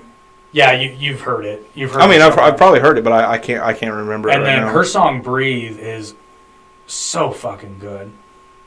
Michelle Branch has so many good songs. So someone else made a song about breathing. Yeah, All Around Me by Flyleaf. That's a great song. Yeah, I was gonna bring up Ariana Grande, which I know. Bring Hoobastank is better than Incubus? No, sorry, I wholeheartedly disagree. I'm gonna have to go with Incubus. Go with the album "Make Yourself." Hands down, that's Incubus's best album. Everyone always says "A Crow Left of the Murder" because of "Megalomaniac," which is a good song, but in terms of entire albums, "Make Yourself" is so much better. And I will say though, The Reason is a fantastic song. And so is that whole album was actually really good. The Reason's good. That was all they had. Oh God, they didn't have anything more than that. I mean, they probably did, but there's another really good Hoobastank song, and I'm blanking on the name. Spinning Out of Control. No. Spinning Out of Control. Part of Me. Oh, I don't remember that one. That's a good one. But Incubus, yeah, I gotta give points to Incubus just for their originality, because they have such a really, especially for that time, their sound's really unique, and they did a lot of really interesting things. Like, the song "A Certain Shade of Green." Mm-mm. That's a really good example of how, I'm not going to say innovative, but how different Incubus could be. Aqueous Transmission. That song is bang bang bang bang bang. By the way, it's a beautiful song. Thank you for throwing us material, because it's so much easier. But yeah, definitely check out Michelle Branch, all of you. She's so good. And I was just talking about Ariana Grande. Say what you will, she's extremely talented, and I think she should, frankly, do more. There are some artists, too. we said he gives us better, and he left. I'm just kidding. Probably. Hey, and that's the beauty. That's the beauty of it. Hoobastank just resonates with you more, and that's totally fine. Oh, absolutely. Yeah, that's probably true. To a certain extent. But Ariana Grande's "Breathing," great song. But have you ever come across an artist where they're extremely good, but they're wasting their talent doing what they're doing? Like, they could be so much better. It's funny. He started leaning towards his talent. You don't know who he is, but this new up-and-comer, his name's Swaco. And he was doing rap at first, and he does beats and whatnot. But then he started doing some like pop punk stuff, and I'm telling you, dude, it's hands down just as good as all the pop punk that we had in the early 2000s. I've got two artists that I feel this way about, and it's probably gonna ruffle some feathers, but hear me out. The first one is Rihanna. I never cared for her. Here's the thing, though. What movie was it? Home. The movie, a lot of her songs are honestly just so below her skill level. But when you actually hear her really sing, she's so good. And then the other one, Yeah, they did. yeah, that's true. They definitely had a lot of radio play. Yeah. But no one played Make Yourself. Just saying. But I think you'll appreciate this one. This is another person who I think is extremely talented, but what he's doing is just so below his skill level that it's not showing, and that's 6ix9ine. Who? Tekashi 6ix9ine. Ugh, terrible. Okay. It's just him I don't like. Because I've heard some of his stuff. You so stupid. The shit's catchy. No. But it's so stupid. I'm purely talking talent. I'm not talking about what he's making. I'm you think talking he has about talent? His ability.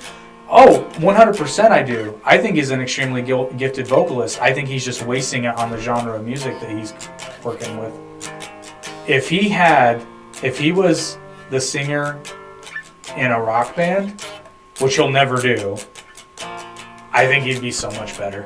I think he's wasted on rap. Dude, you were definitely vibing there with it. Anyway, you think so? Yeah. I mean, I guess I'll look at him. Think about his, particularly the song Gooba.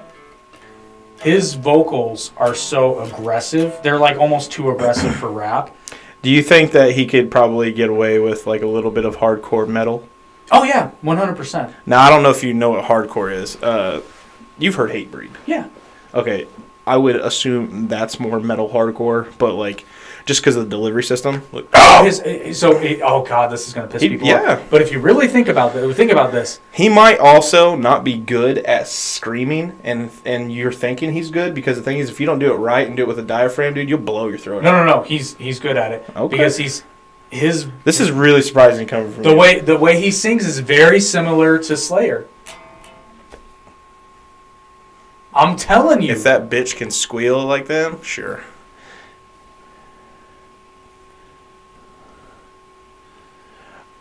Oh, hip hop really gets too much respect considering how derivative it is. That's true. I prefer, but it's fun. I prefer certain things that tell stories. I'm not all about the just bad bitches and drugs and ice. Well, yeah, but so take a Dr. Dre for example.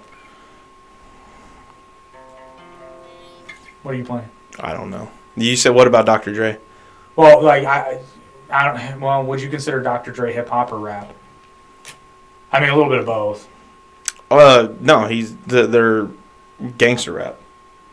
All of it, though? I know in the beginning. Eazy-E was the father of gangster rap, yeah. That everyone says, and I don't like that term because Cube wrote most of his shit before he even started it, so I think Cube is the godfather of rap. Eazy-E just had the money at the time. Sure. Which I don't disrespect because I like Eazy's music and Cube's music, but I guess what I'm trying to get at is there's good hip hop and there's bad hip hop. Oh yeah. Most beats are taken from something else. That's true now, but back in the day. No, even back in the day. Well, yeah, you're right. Like Tupac's boing boing. I can't remember some of his beats were taken. Yeah, that's true. A lot of beats were actually taken in back in the day, and no one said anything. Queen actually got really big with that with Vanilla Ice. That was one of the biggest copyright infringements at that time. Yeah. Before that, people stole shit all the time. Metallica, if you look at a lot of their certain guitar riffs, not their lyrics, but their certain guitar riffs, there are bands that are probably 10, maybe 15 years older than them, or even the same, but just a couple years before that song came out, and their licks were the exact same. And there's actually a song that this is getting off subject, but of who is it? Stairway to Heaven, Led Zeppelin. There's actually a song older than that sounds very similar to the guitar lick. Yeah, it's sampling. Well, even Eminem sampled Dido in what song? Yeah, but he also had her permission though. True, because they killed it. That's a great song. But like I said, that's a storytelling song. Right. If it's just a fucking stupid ass Gucci Gang, Gucci Gang, Gucci Gang, Gucci Gang. That bullshit. Like, don't get me wrong, I like that at the time. I don't. It's just because it was so cool to drive to, or like you heard it in the bar or something like that, and you're just like you feel. I don't know, like tough, and I know that sounds stupid, but you're just like, yeah, Gucci Gang, Gucci Gang, and then you say it later on by yourself. You're like, this sounds fucking retarded. Oh God, you know, I don't know if you would consider this hip hop or rap, because honestly, the distinction in the genres is somewhat vague to me. But oh God, I still love the song to this day. Back that ass up. That's a good song. It's a great song. It's fun though. Like it's not. Cause you're looking good once you back that thing up. Ass up. I know. Back that thing up. Come on, this is YouTube friendly. We. F YouTube. Oh shit. But yeah, I don't know. Oh, another band you should check out. I'm surprised they're not more famous, but I think it's a timing thing because again, rock is kind of on radio play, at least here, rock is kind of not as popular as it was, which is a crying shame. This band, imagine a band that is a cross between Linkin Park and Three Doors Down. It shouldn't be good, but it is. 'Cause I'm a loser. No, it's they are called My Darkest Day, and they are a phenomenal band. But they're tailor-made for me because some of their stuff is harder and some of it's softer. That's why I say, but their vocalist sounds similar to Chester Bennington. But the music, the instrumentals are very similar to Three Doors Down. And it shouldn't work, but it does. He said rap hasn't really progressed. The complexity of the rhymes become better in the mid-90s. Then stop.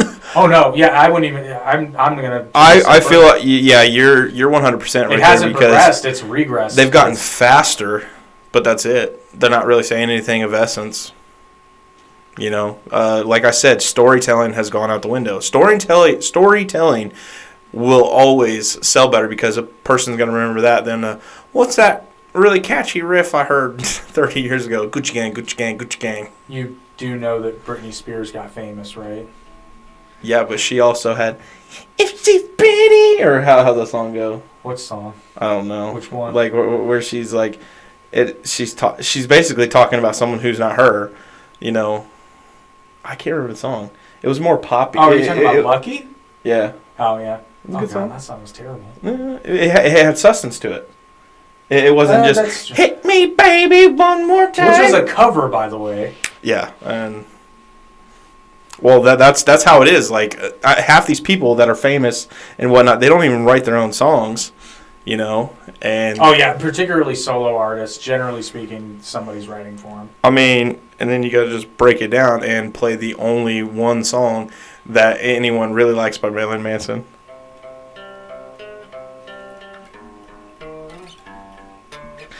But no, actually, Marilyn Manson actually had an album back in the day. I don't know if you remember me having it. It was when I lived near your dad. Probably. In there, and we met. But the album was called "Smells Like Children," and it had this really creepy intro. And I would play that shit all the way on my mom's stereo, which was loud, and I would turn it all the way up and shut the lights out and just scare the shit out of everybody who came over. They'd be like, "What is this carnival music?" And I was like, "Well, it's not ICP." Oh, well, I was gonna say, speaking of the carnival, we have to address the black. We have to address the juggalos. You know, some of it I go back and listen to, and I'm like, okay, this is pretty solid. And I still love them. I don't love all their music, like their newer shit. I never really could get into. I still think Gentle Brothers is that's a good one. But it's also harder. It's a harder album. I mean, they had really good songs. They were just the thing is they were just so hated, you know. Well, but you say that, and they're still like I still see Hatchet Man tattoos all over the place. Oh yeah, and then on top of that, they were on FBI's gang list, and I was like, they're not a gang. They're not even close to being one. Half of them didn't even graduate. It's funny because it's true. But you got to give credit where credit's due, considering they were they ever part of a major record label? Island. Oh, okay, so yeah. But Not compared Island to- was owned by a very major company, though. So yeah, I but can't Island remember. Records is a. Oh yeah, Manson is you definitely may have overrated. missed it. We talked about Manson being overrated. Yeah, he's definitely overrated. Like he had, like I said, a couple good songs. One band that will always stick out to me, and I don't think they get enough credit.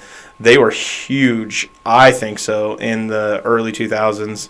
But A Perfect Circle, amazing band. Yeah, you guys were obsessed with A Perfect Circle. And Maynard Keenan James is the lead singer, but the thing is, he didn't really write a lot of the music in A Perfect Circle, whereas he did in Tool and Pussifer. 80s glam rock. Oh, yeah. man. Dude, it's awesome, though.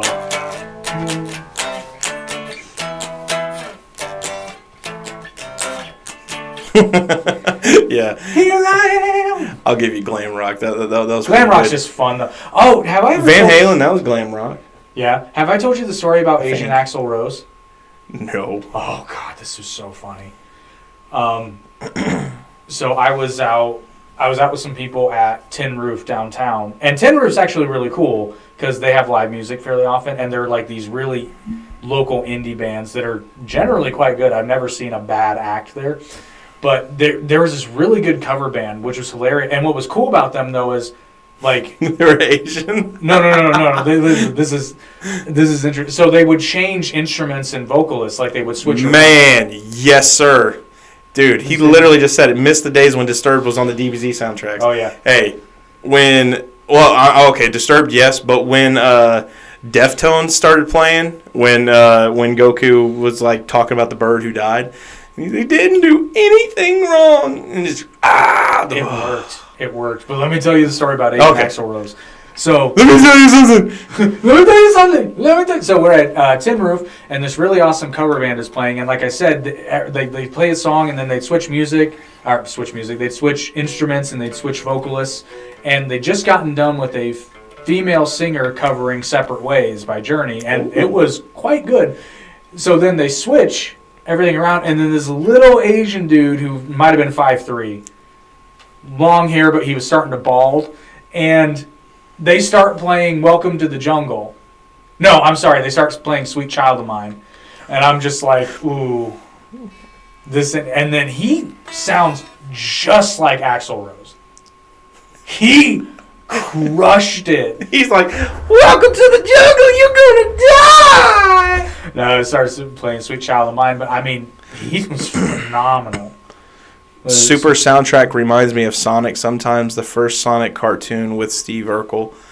Dude, listen, Super soundtrack is really good. It is. When old boy, what's his name, Jiren? Don't shit in here.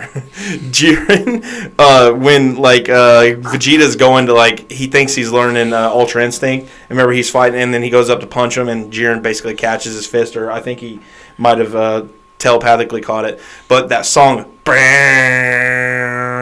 and that song sounds like not depression, but like say something really bad is going to happen and there's nothing you can do about it. Yeah. That's exactly how I describe that song.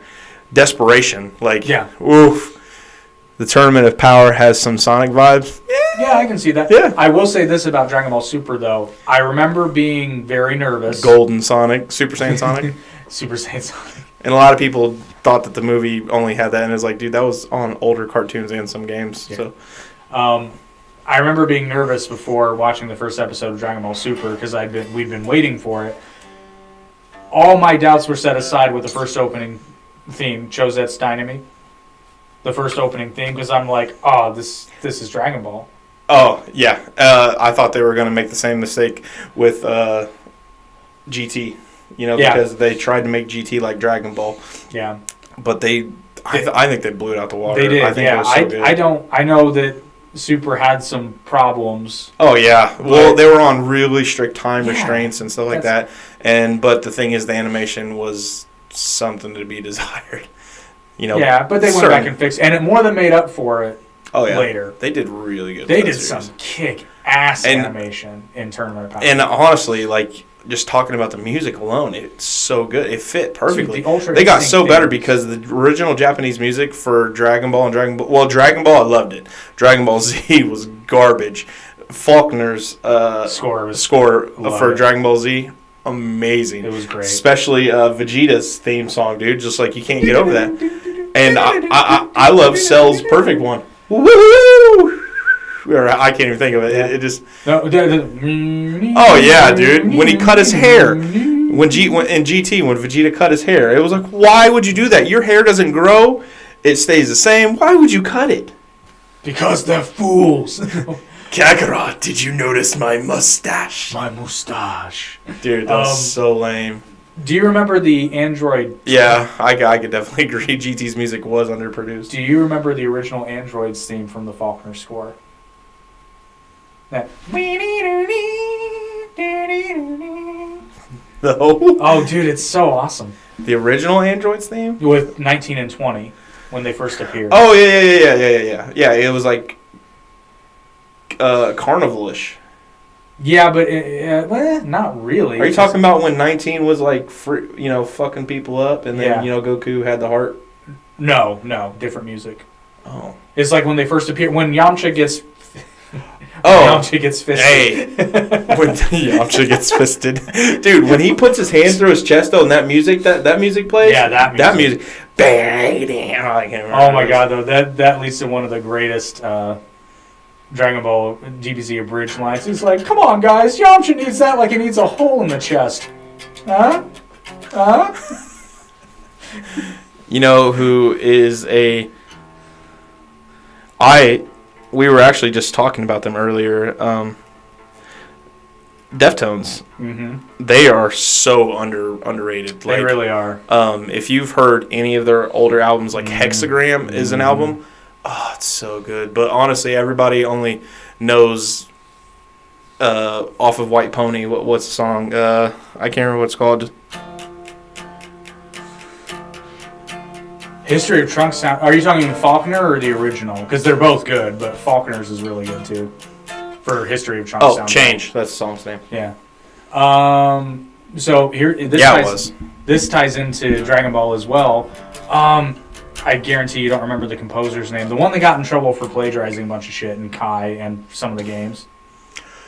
I don't know. I don't remember, but anyway, Kai was terrible. I don't care what anyone says. Here's a fun. Everyone's like, we got rid of the filler, and I was like, I like the filler. I like some of the filler, but so some of the music specifically, I learned about that and then watched a video where they went through and showed you what songs he plagiarized, and I discovered a band because of that.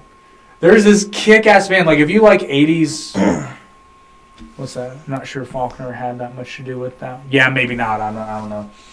But so there's this band, or Finnish band, but they sing in English. They're called Stradivarius.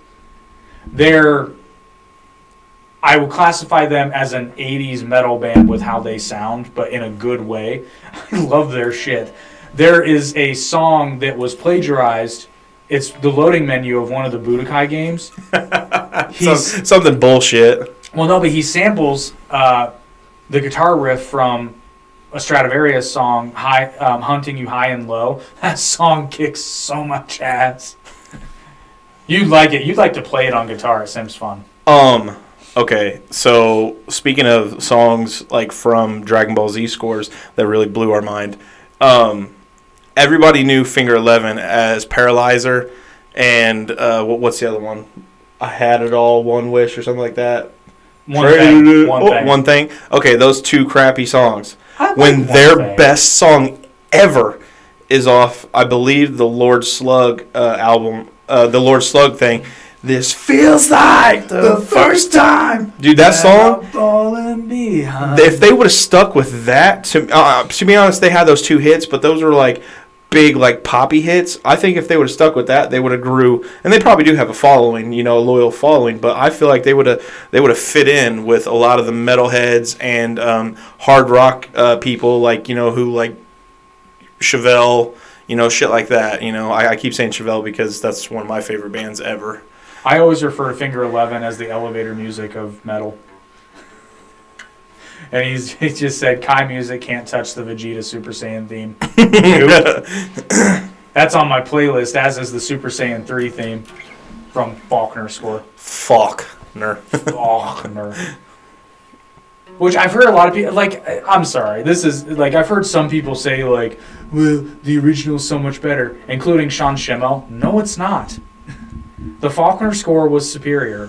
Sorry, not sorry.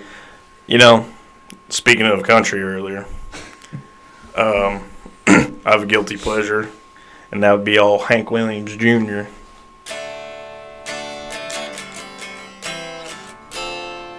Yeah, but that's good.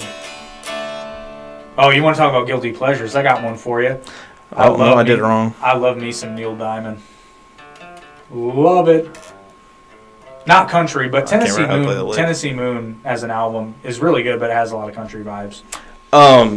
You know, and the funny thing is, Hank actually got me into. I was looking up Hank Jr. one night. I was probably drunk or something, because that's the best time to listen to him, and it really works. But anyway, I found this American Idol bullshit, and I haven't watched American Idol for a long time. But this kid, his name's Lane Hardy, and this kid is like, at the time, was only like 17 or 18. Got one of the best voices you'll ever hear. It was fucking amazing. The original DBZ soundtrack sounds like Godzilla music. Yeah, I mean, that. Yeah.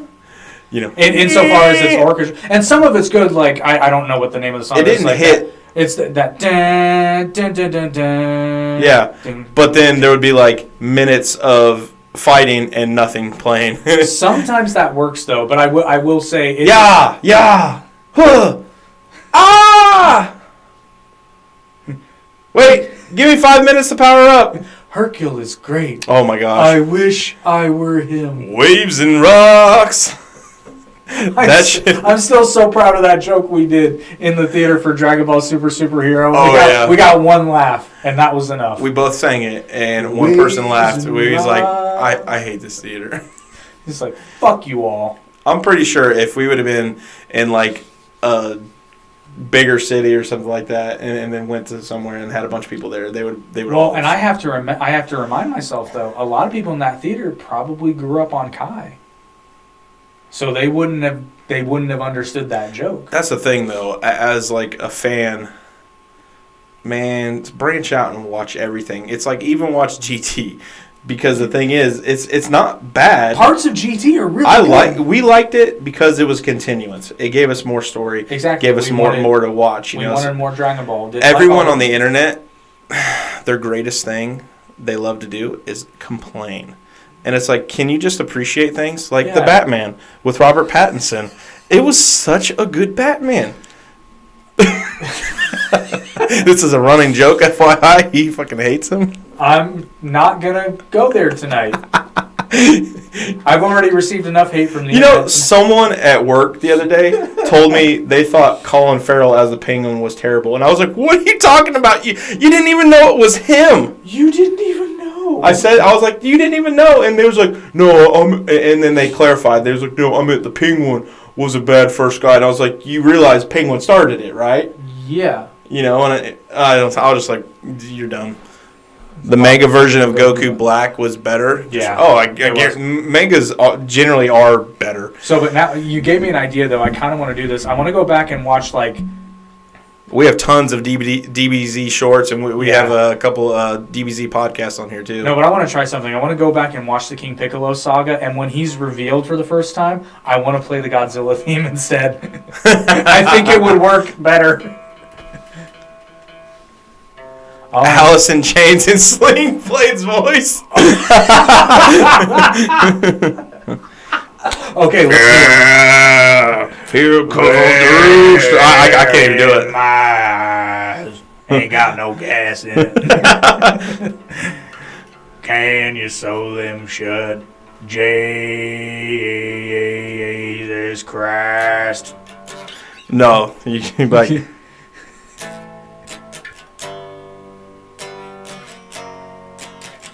I can't remember. I can't remember how it goes. Thank you. The super manga has big changes compared to the anime. Z isn't like that. Yeah, that's mostly because They're running semi-concurrent. Well, they were running semi-concurrent. It was mostly because I ain't got no gas in it. Ain't got no gas. Okay, so this is a hot take, and I'm probably going to get hate for this. I like Toyotaro's art style more. I do. I really do. You know, say it ain't so. Okay, I'm going to clarify. Compared to later Z. Earlier Z and Dragon Ball, I like probably the best, but I like Toyotaro's art style. It was actually really good. I liked it a lot. Yeah, I mean, it was pretty much the same, so. But it's a little bit sleeker than very late, like Boo Arc. Yeah, Z. but that shit was just amazing, though. It's a little too blocky for my liking. Ah! They like it better, too. I would say he or she, but I do not know. Ah! I do not know your gender and do not want to assume, and you don't have to disclose. I shall just call you... User. He's a user. Just kidding. I said he. Username. Okay, so we want to talk about anime music. This one might be a touch underrated. Yu Yu Hakusho's soundtrack is pretty good too. Rurouni Kenshin, dude. Little soft, but yeah, it's good. It just fit. I love the bait. One and Punch switch. Man, dude. Yeah. One Punch Man is amazing. I love the bait and switch that the Rurouni Kenshin theme throws at you because it starts out with that sick riff, and then it goes into like this 9-year-old girl singing. Hi! Something like that. Okay. Well, it starts out and then it just Sorry, I changes. just killed everybody's like ears. completely different song. But it starts out with it, and that's how the song starts. By the way, that's not something they did just for the anime. I got one that I do believe is overrated, and a lot of people like them, and I like probably 4 or 5 songs. Papa Roach. No, Papa Roach isn't overrated. Yeah, it's so overrated. And the reason I say that is because Old Boy tried to say he was the new Kurt Cobain, and it's like no. And it's I don't, you know, and it's like Kurt Cobain was overrated. So don't get me wrong, I like some Nirvana music, but like even Kurt Cobain thought he was overrated. That's true. Yeah. No, I wouldn't say he's the next Kurt Cobain. For sure. Shit, I had a thought and I completely lost it. Because we lost it all. Who doesn't like Simple Plan? I can't be perfect. Hey, why did I sound like I a don't Grinch care there? what anyone says though. When that song came out, you know everybody was jamming it. They're like, "I'm not perfect, Dad. I shit on the toilet seat, but I wipe my own ass." I don't know why I sounded like the Grinch on that last. Perfect. I remember what I was going to say though. I'm an idiot. You're an idiot. Oh, I thought you were playing Uncle Cracker there for a second. Oh fuck! I don't know no Uncle Cracker. I was about ready to go into it. I don't know enough licks like that. I can only play a few things. You don't know Sorry. why you can't turn around and say goodbye. No, Uncle Crackers. I like Uncle Uncle Crackers Cracker. are way overrated. No, he's not. He's Overrated. not anymore. Maybe back in the day, but Yeah. not now. No, I didn't. Well, because honestly, when I heard Uncle Cracker, I just always thought of Kid Rock. And I was like, Kid Rock is way better. Could you imagine Britney Spears singing Metallica? Oh, God. Oh, dude. Say your prayers to the line, don't forget my son. Say a prayer. I can't do it. I can't sing that high. It's like, hold on.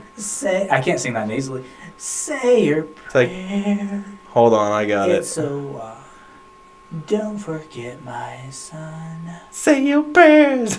Hit me, baby. What? I ain't got anything for that. Exit. Britney Spears has lost her fliffin' mind. Her flipping mind. Fliffin'. Well, she didn't Fluffin'. sleep with one eye open. Her conservatorship. That is a great song, though. Enter Sandman. Yeah. I can't remember how to play it. I can't. The thing is, like, That's it. something like that. I haven't read that far, so I've heard Moro was a really good artist. Yeah, I was gonna say I was going to read all the manga, and then I decided to wait for the anime. And I know it's wrong, but I like to watch the anime first and then go back and read the manga because it gives me, I don't know, fresh eyes with the anime instead of like wanting to expect this to happen. And then you get the manga and you're like, hey, why didn't they put this in the anime? So speaking of theme songs, though, can we all just take a second to appreciate what a GoldenEye theme song? Yeah. Or no, the pause.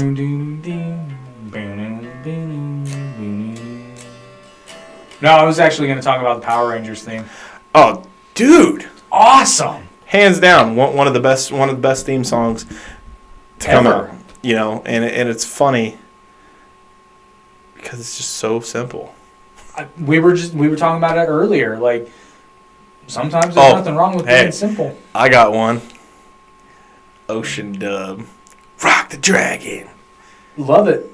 It's funny. It's funny because that came from the Ocean Dub. Yeah. Rock the Dragon, rock it. Ballsy.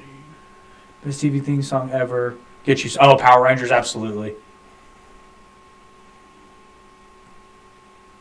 That's a good point. Yeah, if you watch the anime first and then read the manga, you can hear the voices. And actually, shout out appreciation for how much better the Funimation dub actors have gotten over the years Oh yeah. compared to when they started. I mean, in terms of acting, not. Except for Chiaotzu. I love Chaozu and DBZ Abridged. He's oh, brutal! What is it when he gets wished back by Perone? He's like, what Chaozu's been wished back twice. Next time I get a free Sunday. So let's see. What's some obscure? Let's go with some obscure music that you've heard that not many other people have heard. I know you've heard some weird shit. I'm just saying. Full disclosure, I listen. Full disclosure, I listen to much music outside of the United States. I fell into like a Spanish music rabbit hole a couple years ago, and I haven't stopped. There is an artist by the name of Ricardo Montaner. I think he's Venezuelan, but I think he lives in Colombia. I could be dead wrong on that. Okay. But oh god, he's so like. This is a guy where if he had a concert in or around Indy, like in Cincinnati or Chicago, I would go. His shit is good. My favorite song of his is a song called Aunque ahora estés con él, which translates to Although Now You're With Him. It's such a good fucking song. Listen, I told you guys he would have some obscure shit. Yeah, well, then another one, she's a singer and actress from Mexico. Her name is Maite Perroni, and actually... she's got a show on Netflix, came out a couple years ago. It's really good, but I found a song of hers by accident called Loca. The drums in that are just, it's such a great song, but the drums are fantastic. I'm trying to think of what else. Actually, I'll probably just pull this playlist up real quick, skim through it. You don't want to do no Alice in Chains? No, just kidding. Oh, I love Alice in Chains. It's like... before you pull that up, what's your favorite Alice in Chains song? As cliche as it is, Man in a Box.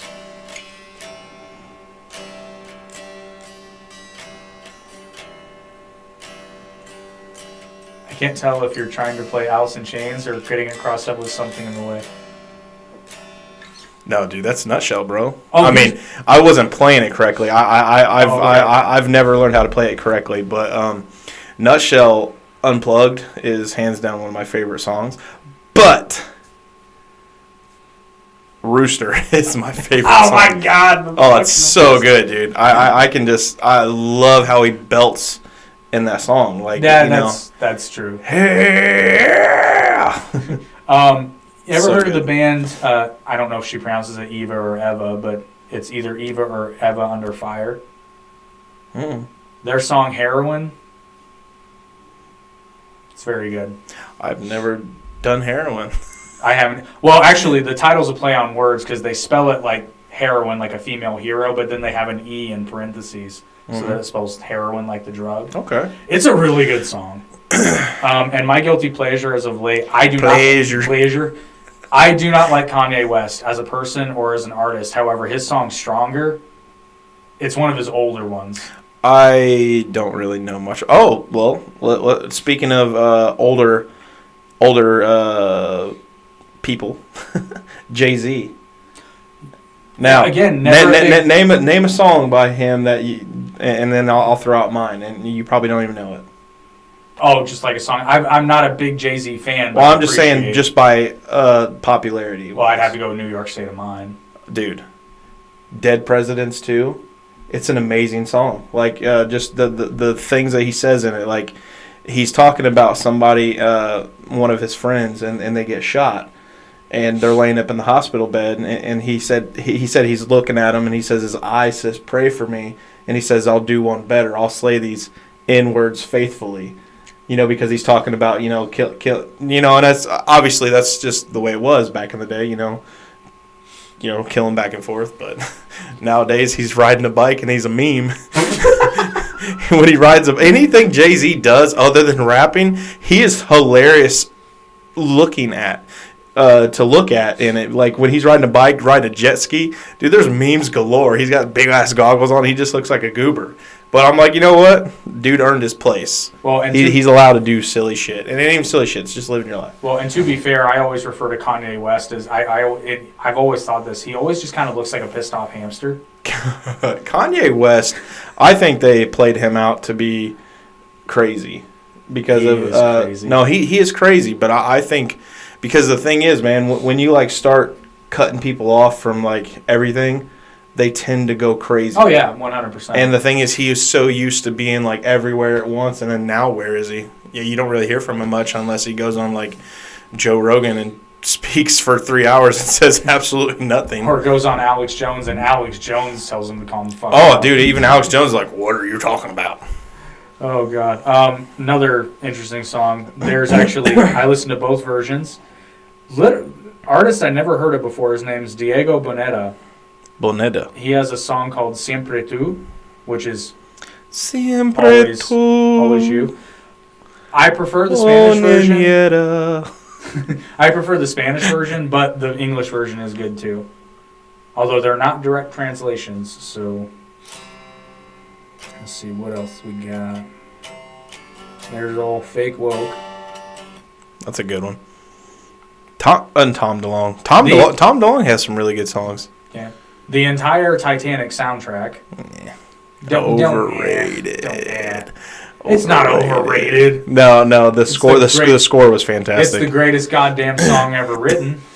You're goddamn not right. No, I'm telling you, man, that guitar fucking shreds. That's another running gag, by the way. I'm actually proud how many running jokes we have. I can't believe we've been at this for 2 hours.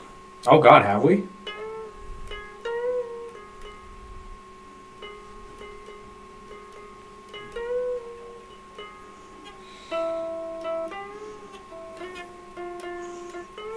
I'm not a virtuoso. It's like, hey, you got to do the Benny thing. Oh, but how could we forget Ben Shapiro's cover of WAP? That was magic. It was better than the original. Wet ass P word. There's some whores in this house. There's some whores in this house. There's some whores in this house. There's some whores in this house. You know, I can't think of any band I like more than I don't know. Those guys. I can't think of any. Overrated, or no, I'm sorry, not overrated. Underrated. And they were huge in the 90s. But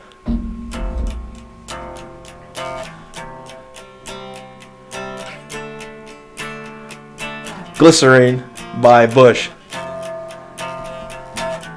Oh, another 90s band. This falls more into the soft rock category, but one of my personal favorites, Vertical Horizon. You've probably heard Vertical Horizon songs, but may not have known it was Vertical Horizon. She's everything you want. That's probably... That's actually one of my least favorite songs of theirs. It's an okay song. Yeah, that's what I'm saying. It's okay. Their song Miracle is Really, really good. That's a lesser See, known one. listen, all these one-hit wonders that everyone only likes the one song, get the album and give a scholar's listen to, and you might find a song on there better than you like. Back in the day when you would buy CDs for the album, Mhm. that was usually the case, at least for me, because like what got radio play was like it wasn't bad, but It was the singles that the people Yeah. released earlier, but yeah, like I'm trying to think too, because Vertical Horizon was not a one-hit wonder. They had several phenomenal albums, but again, I can like, only what think got- of he's But what got radio play was not. yeah. What's the name of the team So you're song? saying they have some other music worth checking out? Wait, like Miracle, and then I cannot remember the name of the song. Forever. Forever's really good. And then there's another one of theirs that I really, really like. That's also a Breaking Benjamin song, Forever. Yes, it is. Forever. That's another good one. That's a great song. Oh, I love Never Again. Breaking Benjamin. Oh, dude, I thought you was talking about Nickelback. I will get Wait, down on that Oh, song. no, it's not. I'm sorry. It's not. Drunk again. It's not Never Again. It's called Without You. That's the name of the song. I can't think of it. And it's Breaking Benjamin? Yeah. Oh, and actually, I'm going to tell a bit of a personal story, but it has to do with Breaking Benjamin. And this is a weird thing. This is why music is really important because but it's so different. So you know the Breaking Benjamin song "Failure," right? Is it off of Dear Agony? Maybe. I think it might. I be. hated that album, so I didn't listen to it. Well, so funny thing about "Failure," the first time I heard that song, it was weird. It reminded me of my dad. Because not to get too personal, but I always felt bad for my dad because it always seems like his life was just a series of unfortunate events, and he really legitimately never caught a break. And it's not like he helped himself, but he just never caught a break. And then the weird thing, but this is where it gets weird. So when I got the phone call, and they told me my dad died, Failure was playing. So now it's really. So every time you hear that song, you're like, damn. I did already though, but now it's different. And it's weird. And I think that's what was truly the saddest part for me because obviously I was sad that my dad died, but I'll try not to get too emotional, but the last time I talked to him, he told me what his plans were because he was not in a good place, but he told me he had a plan. He was going to retire. He was going to start drawing Social Security, and then he was going to move down to Florida because that's where my sister was at the time. So that because they, I guess, got really close, and then he wanted to be close to his grandkids and all that. Damn. He was so it was the only time he looked happy when he was talking about that, and I was like, "Fuck yeah, finally he's gonna fucking get something that works out for him," and then he fucking died.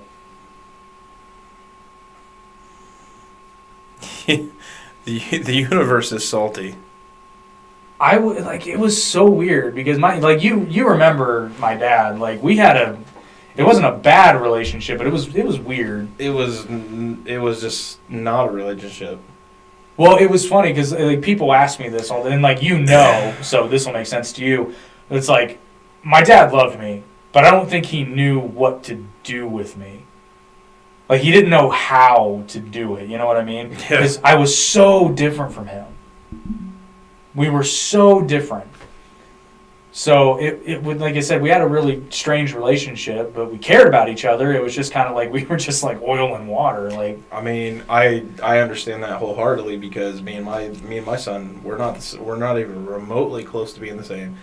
I love music. He likes some music, but I love skateboarding, activities, basketball, doing active shit. He likes to draw, and he likes clowns. I mean, granted, he's barely 7. I was gonna say, but yeah, still, though, some. he still got some years. But I remember when I was that age, I wanted to be a Teenage Mutant Ninja Turtle. I was fighting people. I was a Power Ranger. That's a great opening theme too. Oh, the Teenage Mutant Ninja Turtles. Yeah, that was fantastic. I don't know when they decided to stop doing opening theme songs for TV shows, but we shouldn't have stopped. I tell you. Oh, hold on. How's this go? That's such a good song. I love that song. That's such a great song. That was the first Breaking Benjamin song I ever heard. And then I love the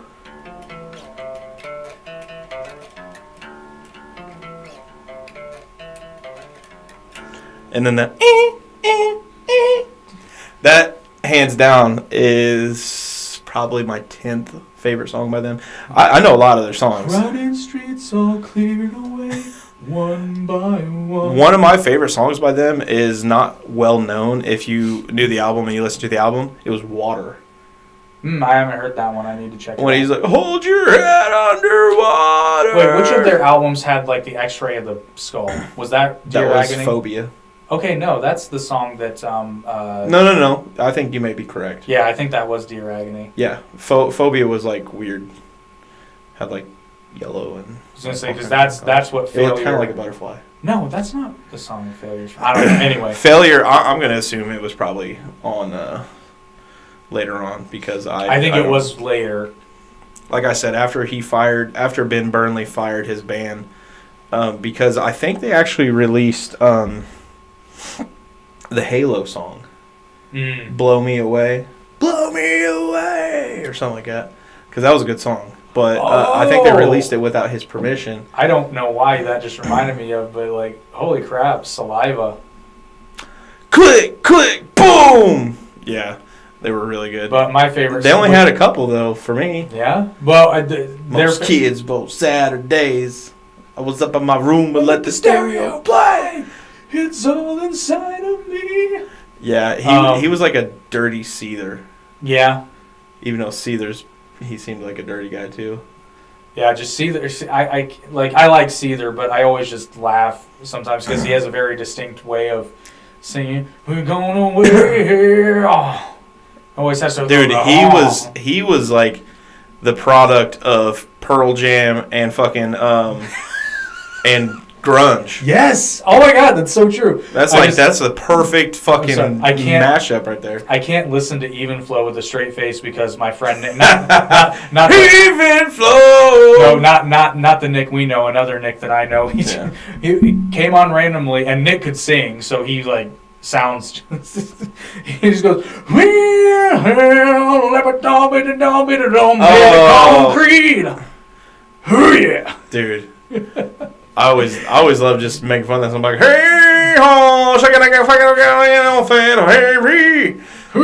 like no one knows what he said. That I believe they lost the translations. But Superstar, Saliva's Superstar, which was on the Fast and Furious. Well, there too, but it was also the song that plays on the English. It's the English release of Bardock, the Father of Goku, and the way they edit it is fucking flawless. Because it's after he finds all of his dead comrades, and then the guys jump up on him, and he's got the fucking handkerchief, and he's bleeding into it, and then it just leads into the intro, and then out of nowhere, it goes, dude, they really need to do a fucking They need to bring Bardock. They need to make something with him in it, like legit, like not these stories on the sides. They need to have legitness. Legit. Well, I mean, he's a main character in the Xenoverse games.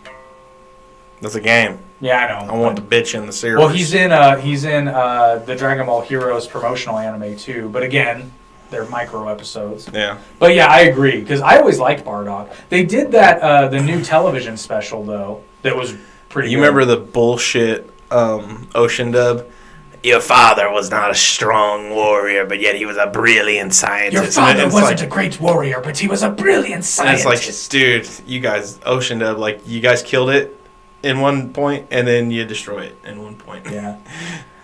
Stick to the script, Brian! The scripts of the Ocean Dub were just terrible. Like, he went to the next dimension! He died.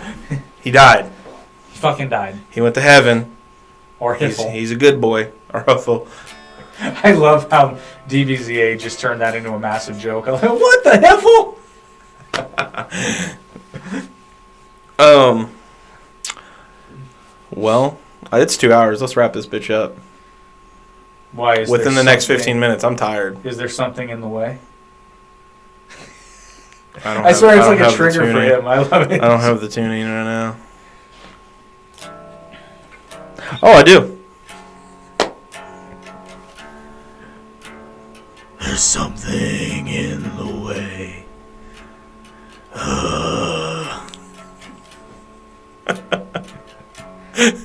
Where is he? No, it's like crackheads under the bridge. He eats his last piece of bread. At least He in looks that at his beach. I don't know. I'm sorry, I got nothing. I'm not good at riffing. I think we're both getting tired. So remember, kids, buy your candles, buy your weed chocolate, take off your pants. And jacket. I was going to say make a weekend of it, but I mean, you cut right to the chase. Right to the chase. Yeah, I think we should stop. I do want to give a show of appreciation for the people who kept the conversation up. Love it. We want more of that. That's the whole point. This podcast is supposed to be just a big conversation. Because we're not experts. I'm just wearing this t-shirt. I'm not actually in Disturbed. Just a fan. I quit last week. I learned all. I forgot all the songs already. You know, that's funny. I don't know one Disturbed song. Like, by name or to play it. You should. And I know like so many different other songs, but You I'm should just learn like, Disco Disturbed. don't know what exactly what you do to me.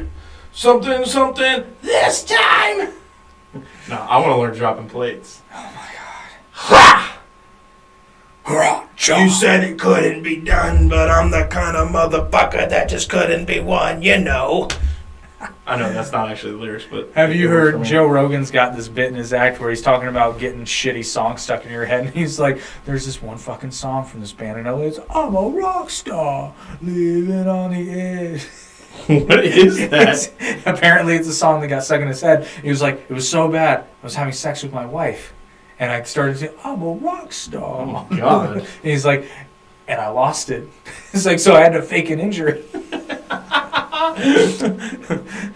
I blew a rod.